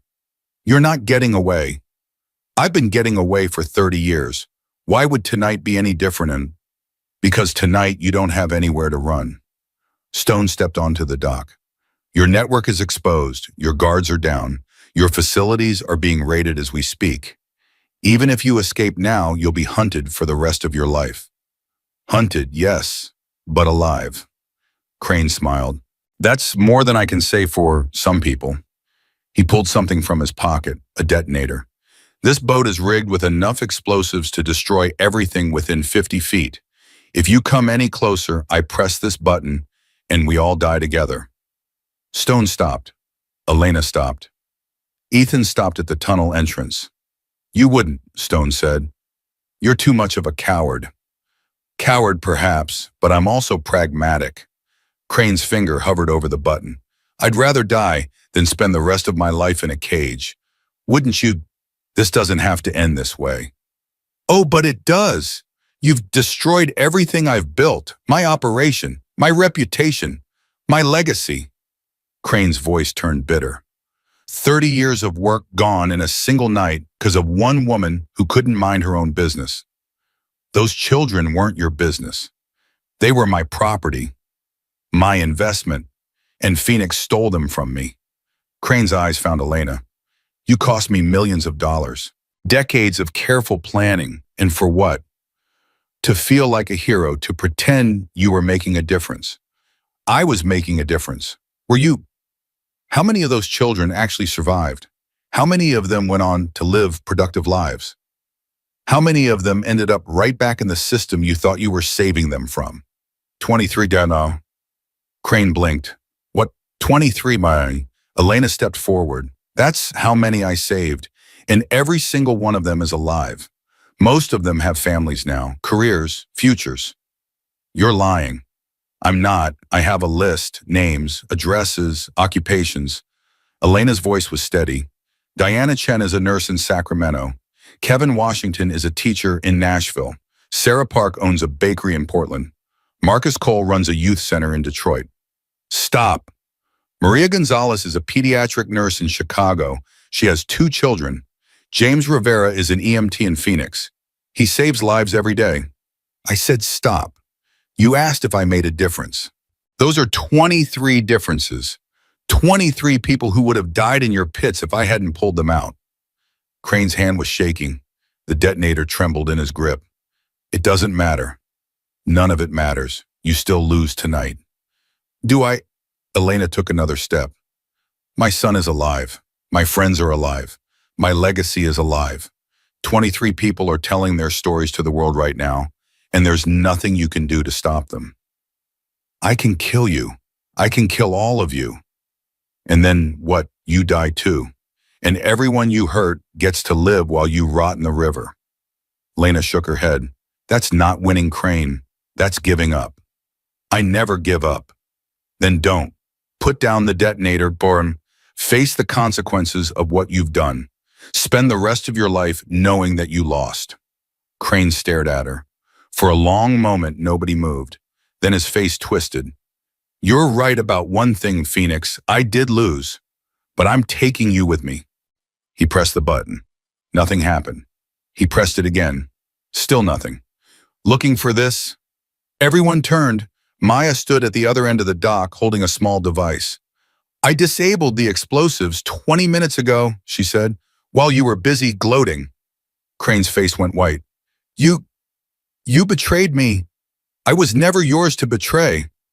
Maya walked forward slowly. "You threatened my family. You made me do terrible things. But I never stopped being one of Phoenix's. I never stopped hoping she'd come back and finish what she started. You fed me information for 6 years. I fed you what I wanted you to know, What I needed you to know to keep my family safe. Maya stopped in front of him. You thought you owned me. You were wrong. Crane lunged for her. Stone intercepted him, tackling him to the deck. They struggled for a moment before Stone landed a solid punch to Crane's jaw. The broker went limp. Enough. Stone stood, breathing hard. It's over. Elena looked at Maya. Maya looked at the ground. I'm sorry, Maya whispered, for everything. Sorry doesn't fix what you did. I know. Nothing can fix it. Maya finally met Elena's eyes. But I can try to make it right. The families of everyone you saved, the ones Crane threatened, I kept records. Names, locations, evidence of his blackmail, all of it. You kept records. I knew this day would come. I knew eventually someone would have to pay for what we did. Maya's voice cracked. I wanted to make sure it was him, not the people he threatened. Elena was quiet for a long moment. Then she said, give the records to Stone, let him sort it out. And me, that's not my decision to make. The people you hurt, the trust you betrayed, they get to decide what happens to you. I understand. Sirens in the distance, getting closer. We need to go, Stone said. The authorities will be here soon. I don't want to explain all of this tonight. What about Crane? Leave him, let the police find him. Stone smiled grimly. I'm sure they'll have questions about the explosives and the warehouse and the 30 years of trafficking he's been running. They left Crane unconscious on the deck. By the time the police arrived, the Ironheart riders were gone. The news broke 2 hours later. Victor Crane, prominent businessman and philanthropist, had been arrested in connection with a massive human trafficking operation. Federal agents were raiding facilities across 7 states. Dozens of survivors were coming forward with testimony. And in the middle of it all, the story of Phoenix, a vigilante who had spent 4 years fighting the black circuit from the inside, a mother who had sacrificed everything to protect her son, a legend who had emerged from 2 years of captivity to bring down the man who had tried to destroy her. Ethan watched the coverage on a television in the farmhouse, his mother beside him. They're calling you a hero, he said. I'm not a hero, I'm just someone who did what needed to be done. That's what heroes say. Elena almost smiled. Maybe, but heroes don't usually have 10 years of explaining to do. She looked at Margaret, who sat across the room watching with tired eyes. Or family who might never forgive them. She'll forgive you. You think so? I know so. She raised me for 10 years. She told me stories about you every night. She kept your picture on the shelf and dusted it every Sunday. Ethan took his mother's hand. She loves you, even when she's angry. That's what makes the anger hurt more. Give it time. That's what Stone said. Stone's usually right. Elena laughed softly. Don't tell him that. His ego is already big enough. The door opened. Stone walked in looking exhausted but satisfied. Update from our federal contacts. Crane is being processed. No bail. He's facing charges in 7 states plus federal trafficking counts. Will it stick? With the evidence we have? Yeah, it'll stick. Stone sat down heavily. This is really over. Is it? Elena's voice was uncertain. Crane had people everywhere, partners, associates. Someone could try to rebuild. They could try, but the network is shattered. The money is frozen. The survivors are speaking out. Stone shook his head. It would take decades to rebuild what we destroyed tonight, and we'll be watching. We, the Ironheart riders, the survivors, the people who believe in what you started. Stone met Elena's eyes. You built something, Phoenix, something bigger than yourself, something that's going to outlast all of us. Elena didn't respond. She just looked at her son, at her mother, at the television showing her face to the world. I didn't build this for a legacy, she said quietly. I built it because I couldn't stand by while children suffered. That's the best kind of legacy. Maybe. Ethan leaned against his mother's shoulder. What happens now? Now we rest. We heal. We figure out how to live normal lives. Elena wrapped her arm around him. If that's even possible anymore. And if Crane's people come after us, then we deal with them. Together. Together, Ethan smiled. I like the sound of that. The television droned on in the background. Stories of survival. Stories of courage. Stories of a mother and son who had found each other again after 10 years of separation. Margaret finally stood and walked over to the couch. She sat down on Elena's other side. Nobody spoke. Then Margaret reached over and took Elena's hand. "I'm still angry," she said. "I know. I might be angry for a long time. I understand. But I'm also glad you're alive." Margaret's voice cracked. "I'm glad you're home." Elena's eyes filled with tears. "I'm sorry for everything, for leaving, for lying, for making you carry this burden alone. You don't have to apologize." "Yes, I do. I've needed to apologize for 10 years. "Then I forgive you." Margaret squeezed her hand. "Not because you deserve it, but because I'm too old to hold grudges." Elena laughed through her tears. "That's the most Margaret thing you've ever said. I've had 10 years to perfect it." Ethan watched his mother and grandmother hold hands. Something healed in that moment. Something that had been broken for a decade. "So what now?" he asked. "Now we sleep," Elena said. "Tomorrow we start figuring out the rest. And after tomorrow, I don't know. I've spent so long running, hiding, surviving. I don't remember how to just live. We'll figure it out together." "You keep saying that." "Because it's true." Elena kissed his forehead. "When did you get so wise?" "I learned from my grandmother." Margaret snorted. "Don't blame me for this. He gets his stubbornness from you. And his heart. That's all him." The three of them sat together as the night faded into morning. Outside, the world was waking up to news of Crane's arrest, of the network's destruction, of the survivors speaking out after years of silence. Inside, a family was rebuilding itself. One conversation at a time, one forgiveness at a time, one moment at a time. Stone watched from the doorway. Delta appeared beside him. "Think they'll be okay?" "I think so, yeah." Stone nodded slowly. "Phoenix has been through worse. And the kid's got her fire. And when the next threat comes, there's always a next threat. That's life." Stone turned away from the family and headed for the door. "But tonight we won. Tonight we saved who we could. Tonight we finished what Phoenix started. That's enough. It has to be." Stone walked out into the morning light. Behind him, Elena held her son and her mother, close, tears streaming down her face. Not tears of grief this time. Tears of relief. Tears of hope. Tears of a woman who had finally, after 10 years of darkness, found her way home. 6 months passed. The trial of Victor Crane dominated the news for weeks. Federal prosecutors presented evidence from 7 states.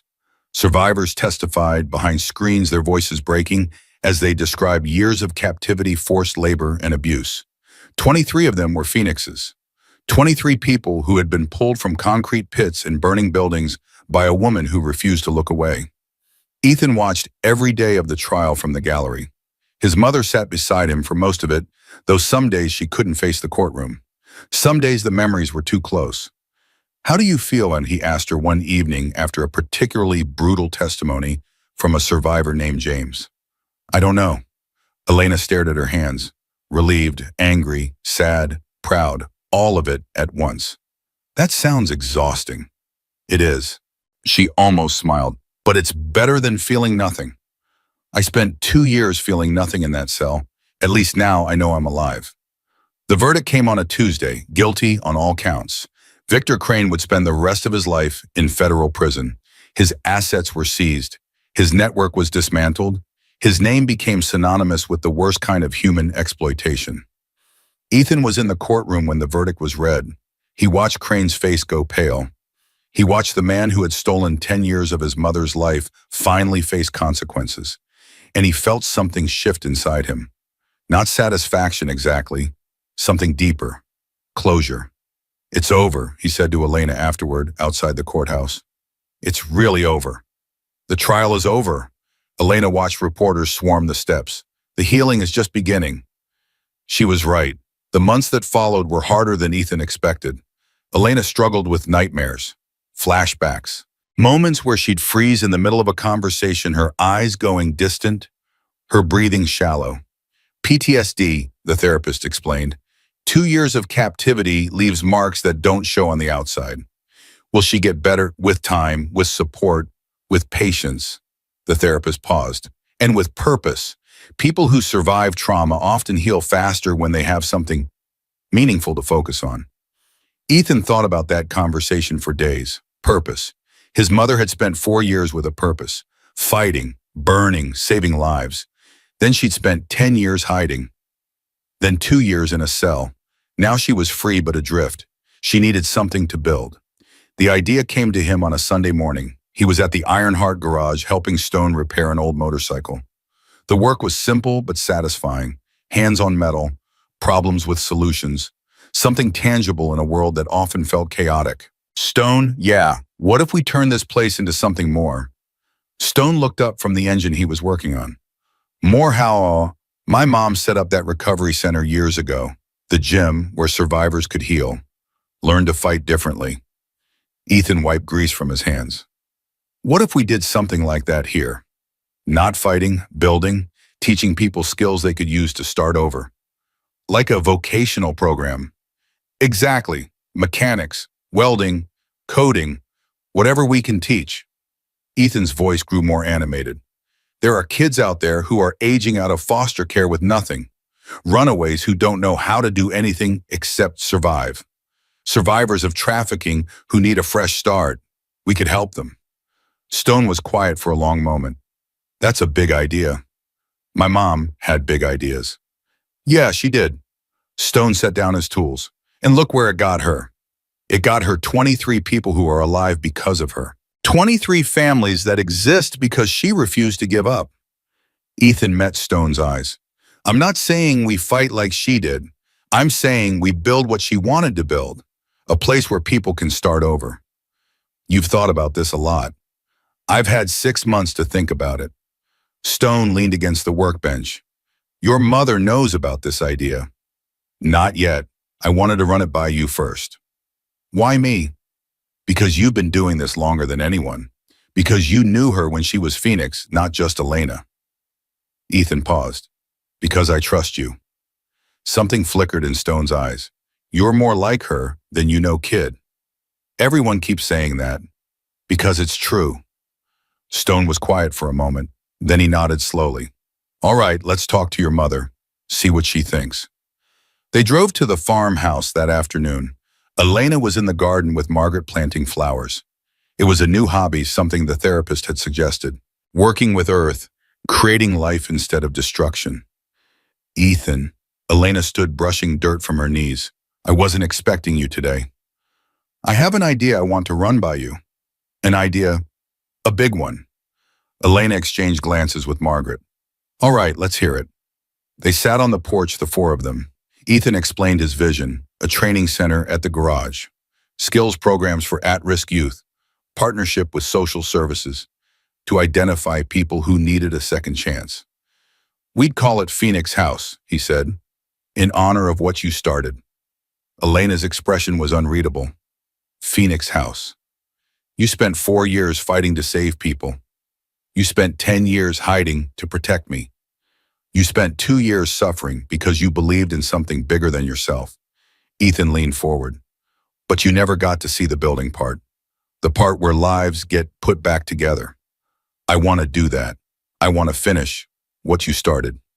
Ethan, I didn't start anything. I just reacted. I saw kids suffering and I couldn't walk away. That's exactly what I'm talking about. You saw a problem and you did something about it. Most people look away. You didn't. Ethan's voice grew stronger. And now we have a chance to do something even bigger. Not just rescue people, but rebuild them. Teach them they have value. Give them skills they can use to build their own futures. Elena was quiet for a long moment. Margaret spoke first. I think it's a beautiful idea. Mom, Elena looked at her son, at Stone, at Margaret, at the garden she'd been working in, where new life was pushing through the soil. I think, she said slowly, that I raised a remarkable young man. Is that a yes? It's a let me think about it. Elena stood. This is a big commitment. Resources, time, energy. And I'm not exactly in the best shape to lead anything right now. You don't have to lead it. That's what I'm saying. I want to do this. Me and Stone and Delta and whoever else wants to help. Ethan stood too. You've given enough, Mom. You've sacrificed enough. Let us do the building part. You just be here. Be part of it. That's all I'm asking. Elena's eyes glistened. You really want to do this more than anything. Why, bikerstory? Because you taught me that some things are worth fighting for, and some things are worth building for. Ethan took her hands. I don't want to be a fighter like you were, but I can be a builder. I can help create something that lasts longer than any fire you ever set.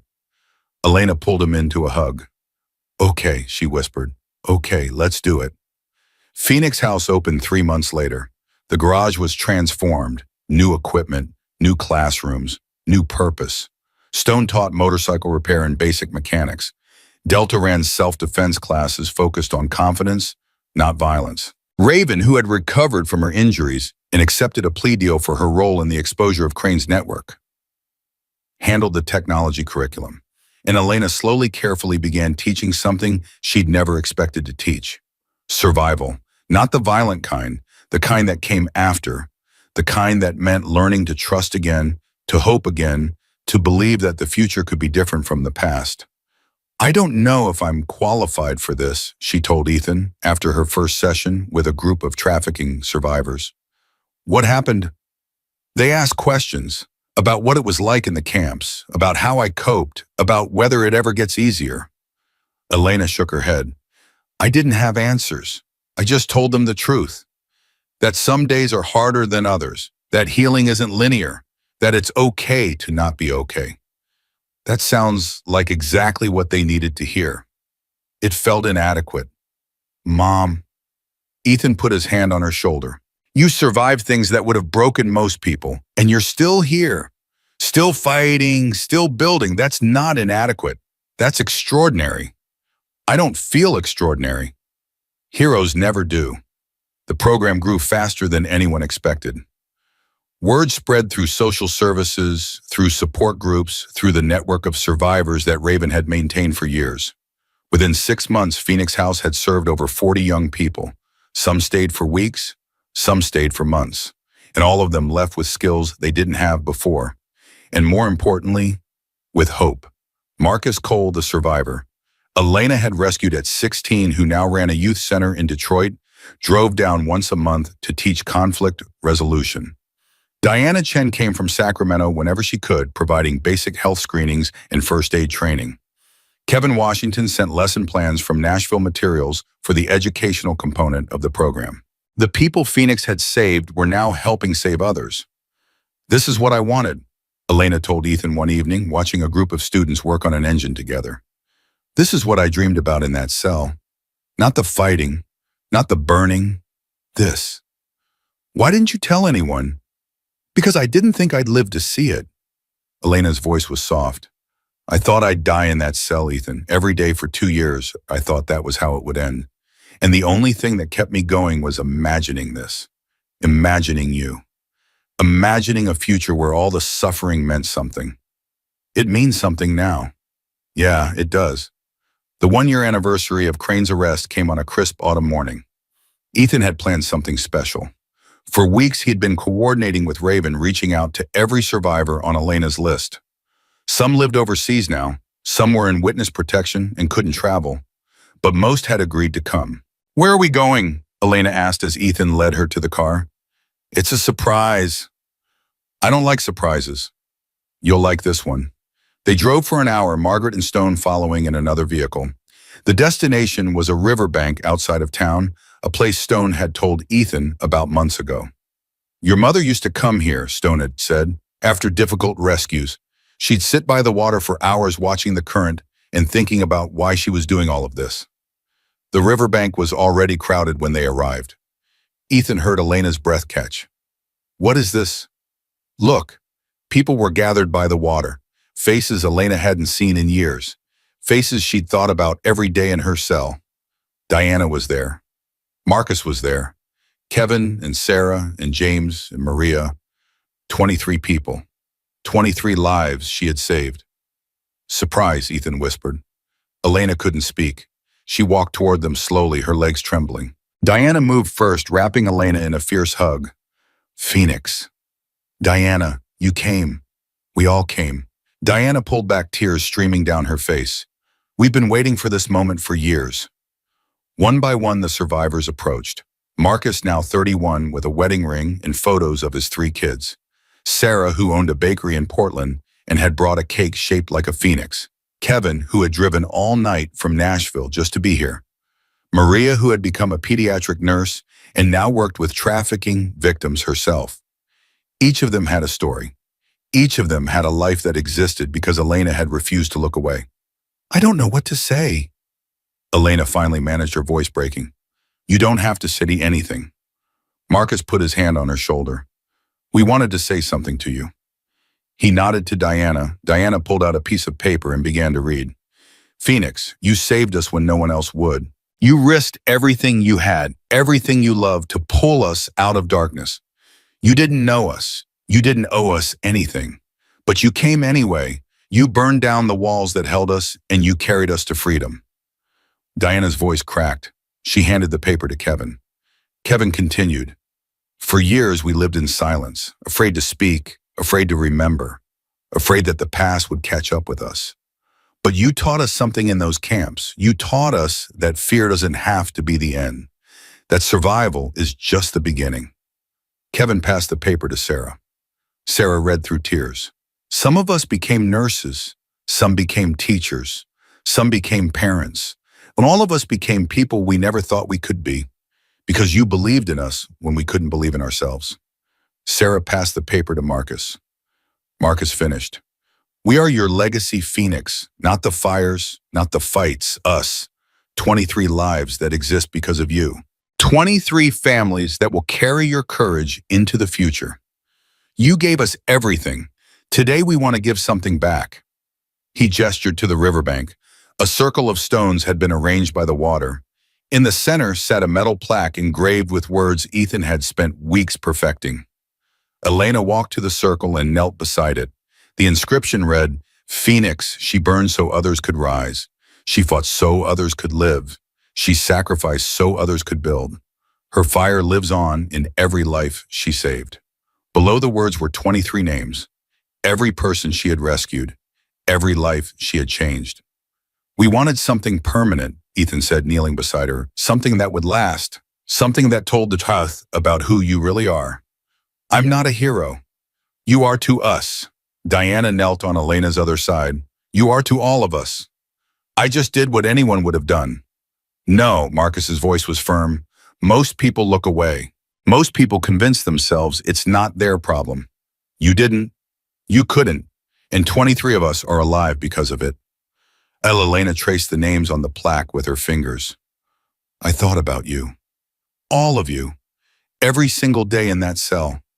Her voice was barely a whisper. "I wondered if you were okay, if you'd made it, if any of this had been worth it. It was worth it, Phoenix." Maria knelt in front of her, taking her hands. "Look at us. Look at what we've become. Every achievement, every happy moment, every child we've had, every life we've saved, and it all started with you." Elena looked around the circle, at the faces of the people she'd saved, at Ethan, who had become more than she ever dreamed, at Stone and Delta and Margaret, who had stood by her through everything, at the river flowing past, carrying away the darkness of what had been. "I spent so long fighting it," she said, "burning things down, destroying what was wrong, but this," she gestured at the circle, at the people, at the plaque. "This is what I always wanted to build. I just never thought I'd live it to see it." "You didn't just see it, Mom." Ethan put his arm around her. "You made it possible." Elena leaned into her son. "I love you. You know that, right?" "I know. I've loved you since the moment you were born. Every decision I made, every fire I set, every sacrifice, it was all for you." "I know, Mom. And I'm sorry for leaving, for the years we lost, for making you think I was dead." "Don't be sorry." Ethan tightened his arm around her. "You're here now. That's all that matters." Margaret approached slowly and placed her hand on Elena's shoulder. "I'm still angry sometimes." "I know, go on. But I'm also proud of who you were, of who you've become." Margaret's voice cracked. "Of the daughter I raised even when I didn't know what she was becoming." "Mom, don't." Margaret held up her hand. "Let me finish. I spent 10 years grieving you, 10 years lying to your son, 10 years wondering if I'd done the right thing. And now standing here seeing all these people who are alive because of you, she wiped her eyes. I know I did. We all did. The survivors began placing stones in the circle. Each stone represented something, a memory, a moment, a piece of the life they'd built since their rescue. Diana placed a smooth river stone. For my sister, who never made it out of the camps before you found us. Marcus placed a jagged piece of granite. For the kids at my youth center who don't know they're standing on the foundation you built. Sarah placed a heart-shaped stone. For my children who will never know the darkness I came from. One by one, 23 stones joined the circle. When they finished, Ethan pulled something from his pocket. A stone carved in the shape of a phoenix. I've been working on this for months, he said, learning to carve, getting the wings right. He placed it in the center of the circle beside the plaque. This is for you, Mom, for everything you did, for everything you sacrificed, for every time you chose to fight when you could have walked away. Elena stared at the carved phoenix. It's beautiful. It's us, all of us, waiting from what tried to destroy us. Stone stepped forward. There's something else. He held out a leather jacket, not the old one from the box. A new one, clean and polished with a silver phoenix embroidered on the back. The Iron Heart Riders have been talking. We want you to have this. I'm not a rider anymore. You never stopped being one. Stone met her eyes. You're Phoenix. You'll always be Phoenix. And we want the world to know. Elena took the jacket slowly. I can't go back to what I was. We're not asking you to. We're asking you to be what you've become. Stone smiled. A builder, a teacher, a mother, a legend. Elena looked at the jacket, at the phoenix on the back, at the family and friends who had gathered to honor her. She put it on. It fit perfectly. Thank you, she said softly. All of you, for believing in me, for waiting for me, for helping me find my way back. You found your own way back, Phoenix. Diana wiped her eyes. We just lit the path. The ceremony ended as the sun began to set.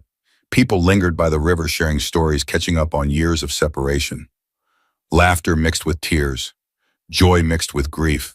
The complex emotions of survivors who had finally found each other again. Ethan stood at the edge of the gathering, watching his mother move from group to group. She looked different in the jacket, stronger, more complete. You did good, kid. Stone appeared beside him. I didn't do anything. They came because of her. They came because you reached out, because you organized this, because you had a vision of what this moment could be. Stone clapped his shoulder. Your mother started the fire.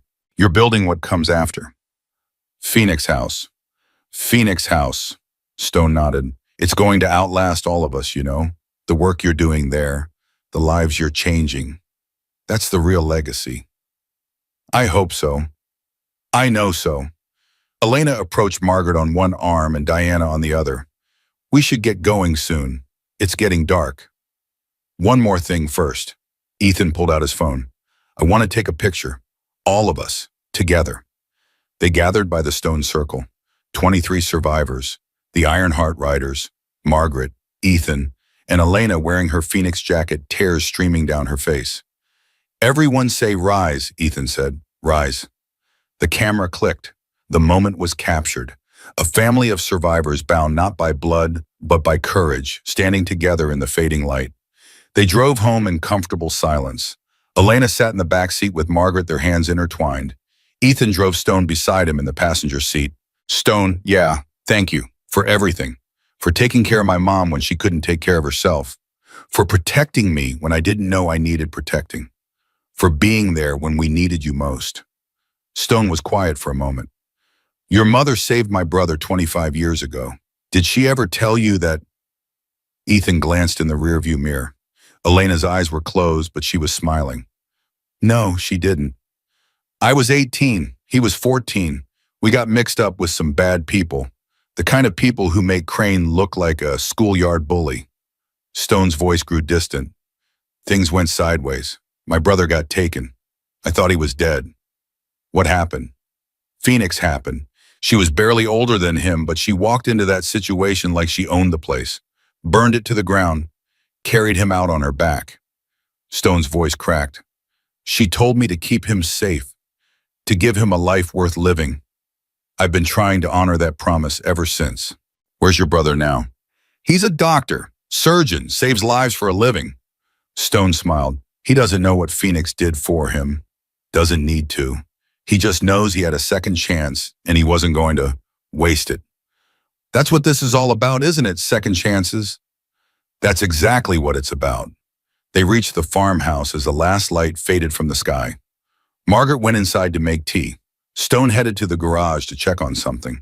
Ethan and Elena stayed on the porch watching the stars emerge.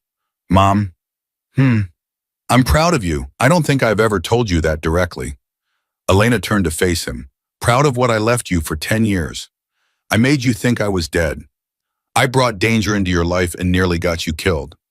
You saved 23 people. You brought down a trafficking network that had been operating for 30 years. You survived 2 years of captivity and came out the other side still fighting. Ethan's voice was steady. And you raised me, even from a distance, even through pictures and letters and the stories Grandma told me. You were always there shaping who I became. I didn't raise you. Margaret raised you. You both did, in different ways. Ethan took her hand. I am who I am because of both of you, and I'm proud of that. I'm proud of us. Elena squeezed his fingers. I used to dream about this moment, sitting with you, watching the stars, having a normal conversation like normal people. Is it everything you hoped for? It's more. Elena's voice broke. So much more. They sat in silence for a while. Then Ethan spoke again. What happens now? What do you mean Crane is in prison? His network is destroyed. Phoenix House is thriving. The survivors are rebuilding their lives. Ethan paused. What do you do now? What does Phoenix do when there's nothing left to burn? Elena considered the question. I've been thinking about that a lot. For months, actually. And I think Phoenix retires. She almost smiled. Not completely. I'll still help at the center. Still work with survivors. But the fighting part, the burning part, that's over. No more vigilante justice. No more vigilante justice. Elena leaned back in her chair. I've given enough, sacrificed enough, lost enough. It's time to just live. That sounds healthy. It sounds terrifying. Elena laughed softly. I don't know how to be normal, Ethan. I've been fighting for so long, running for so long. What do normal people even do? They garden, they read books, they have dinner with their families. That sounds boring. It sounds peaceful. Same thing. No, Mom, it's not. Ethan faced her fully. You've earned peace. You've earned boring. You've earned the chance to wake up every morning without wondering if today is the day someone comes to kill you. The therapist says the same thing. Then maybe you should listen to her. Elena was quiet for a moment. I'm scared. Of what? Of peace, of quiet, of having nothing to fight for. Her voice dropped. Of being alone with my thoughts for too long. You're not alone. You'll never be alone again. Ethan moved his chair closer to hers. I'm here. Grandma's here. Stone Delta, the entire Iron Heart Riders, all the survivors who came today, they're all here. You have a family, Mom. A big, loud, complicated family who loves you. I don't deserve them. None of us deserve anything. We just get what we get and we do our best with it. Ethan put his arm around her. You've done your best for 20 years. It's okay to rest now. Elena leaned against her son. When did you get so wise? I learned from the bravest woman I know. I'm not brave. You're terrified all the time and you do it anyway.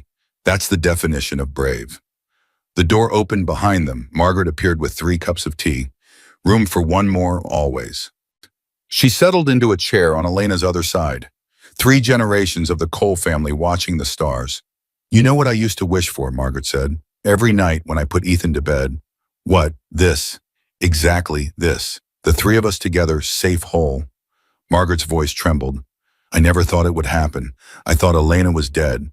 I thought the past would catch up with us eventually, but here we are. Here we are, Elena echoed. Miracles happen, Ethan said. I don't believe in miracles. Then what do you call this? Elena looked at her mother, at her son, at the farmhouse where she'd finally found peace after decades of war. Family, she said softly. I call it family.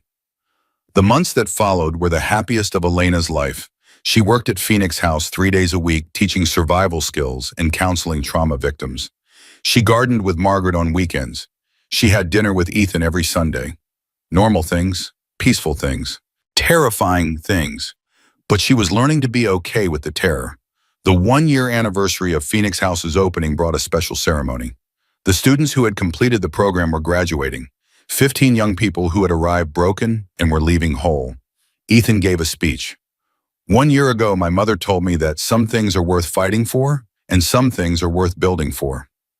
I didn't understand what she meant at the time. I thought fighting and building were the same thing. He looked out at the graduates. They're not. Fighting destroys what's wrong. Building creates what's right. My mother spent years fighting, burning down camps, destroying networks, saving lives through fire. His voice grew stronger. But what we're doing here, this is building. We're not just rescuing people from darkness. We're teaching them to build their own light. We're showing them that their past doesn't define their future. We're proving that broken doesn't mean worthless. He turned to Elena, who sat in the front row, with tears streaming down her face. My mother gave me the greatest gift a parent can give. She showed me what courage looks like, what sacrifice looks like, what love looks like when it's tested by fire. He smiled. Mom, this is for you, all of it. Every graduate who walks across this stage, every life that gets rebuilt, every future that gets brighter because of what we're doing here. It's all because you refused to look away when you saw children suffering, because you chose to fight when everyone else chose to pretend the problem didn't exist. Ethan stepped away from the podium and walked to his mother. He pulled her to her feet and faced the crowd.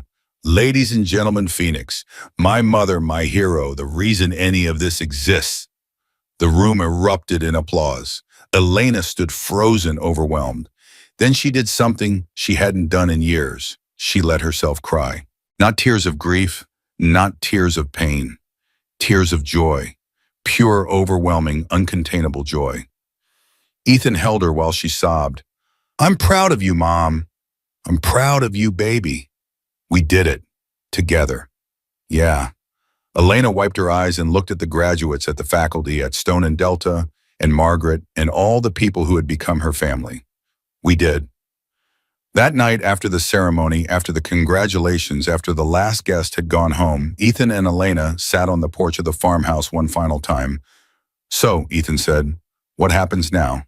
Now. Elena smiled. Now we keep building, one day at a time, one life at a time. Sounds like a plan. The best plans are simple. A hawk cried somewhere in the darkness. Ethan looked up at the sky. Do you think it means something, the hawk? Probably just hunting. But maybe, Elena was quiet for a moment. Maybe it's a reminder that some things rise. That fire doesn't have to be the end. That ashes can become soil, and soil can become gardens, and gardens can become legacies. That's poetic. I've had a lot of time to think about poetry. Ethan laughed. I love you, Mom. I love you too, baby. More than you'll ever know. They sat together as the night deepened around them. Mother and son, Phoenix and her legacy. Two people who had found each other again after 10 years of darkness, and who had chosen to build something that would outlast them both. The hawk cried once more. Then silence. Peace. Home. Elena Cole had spent her life fighting fires. Now finally she was learning to tend gardens. And that, she realized, was the strongest thing she had ever done. Not the burning, not the fighting, not the sacrifice, the building, the healing, the loving, the choosing every single day to rise. Phoenix had earned her name, and her legacy would burn bright forever.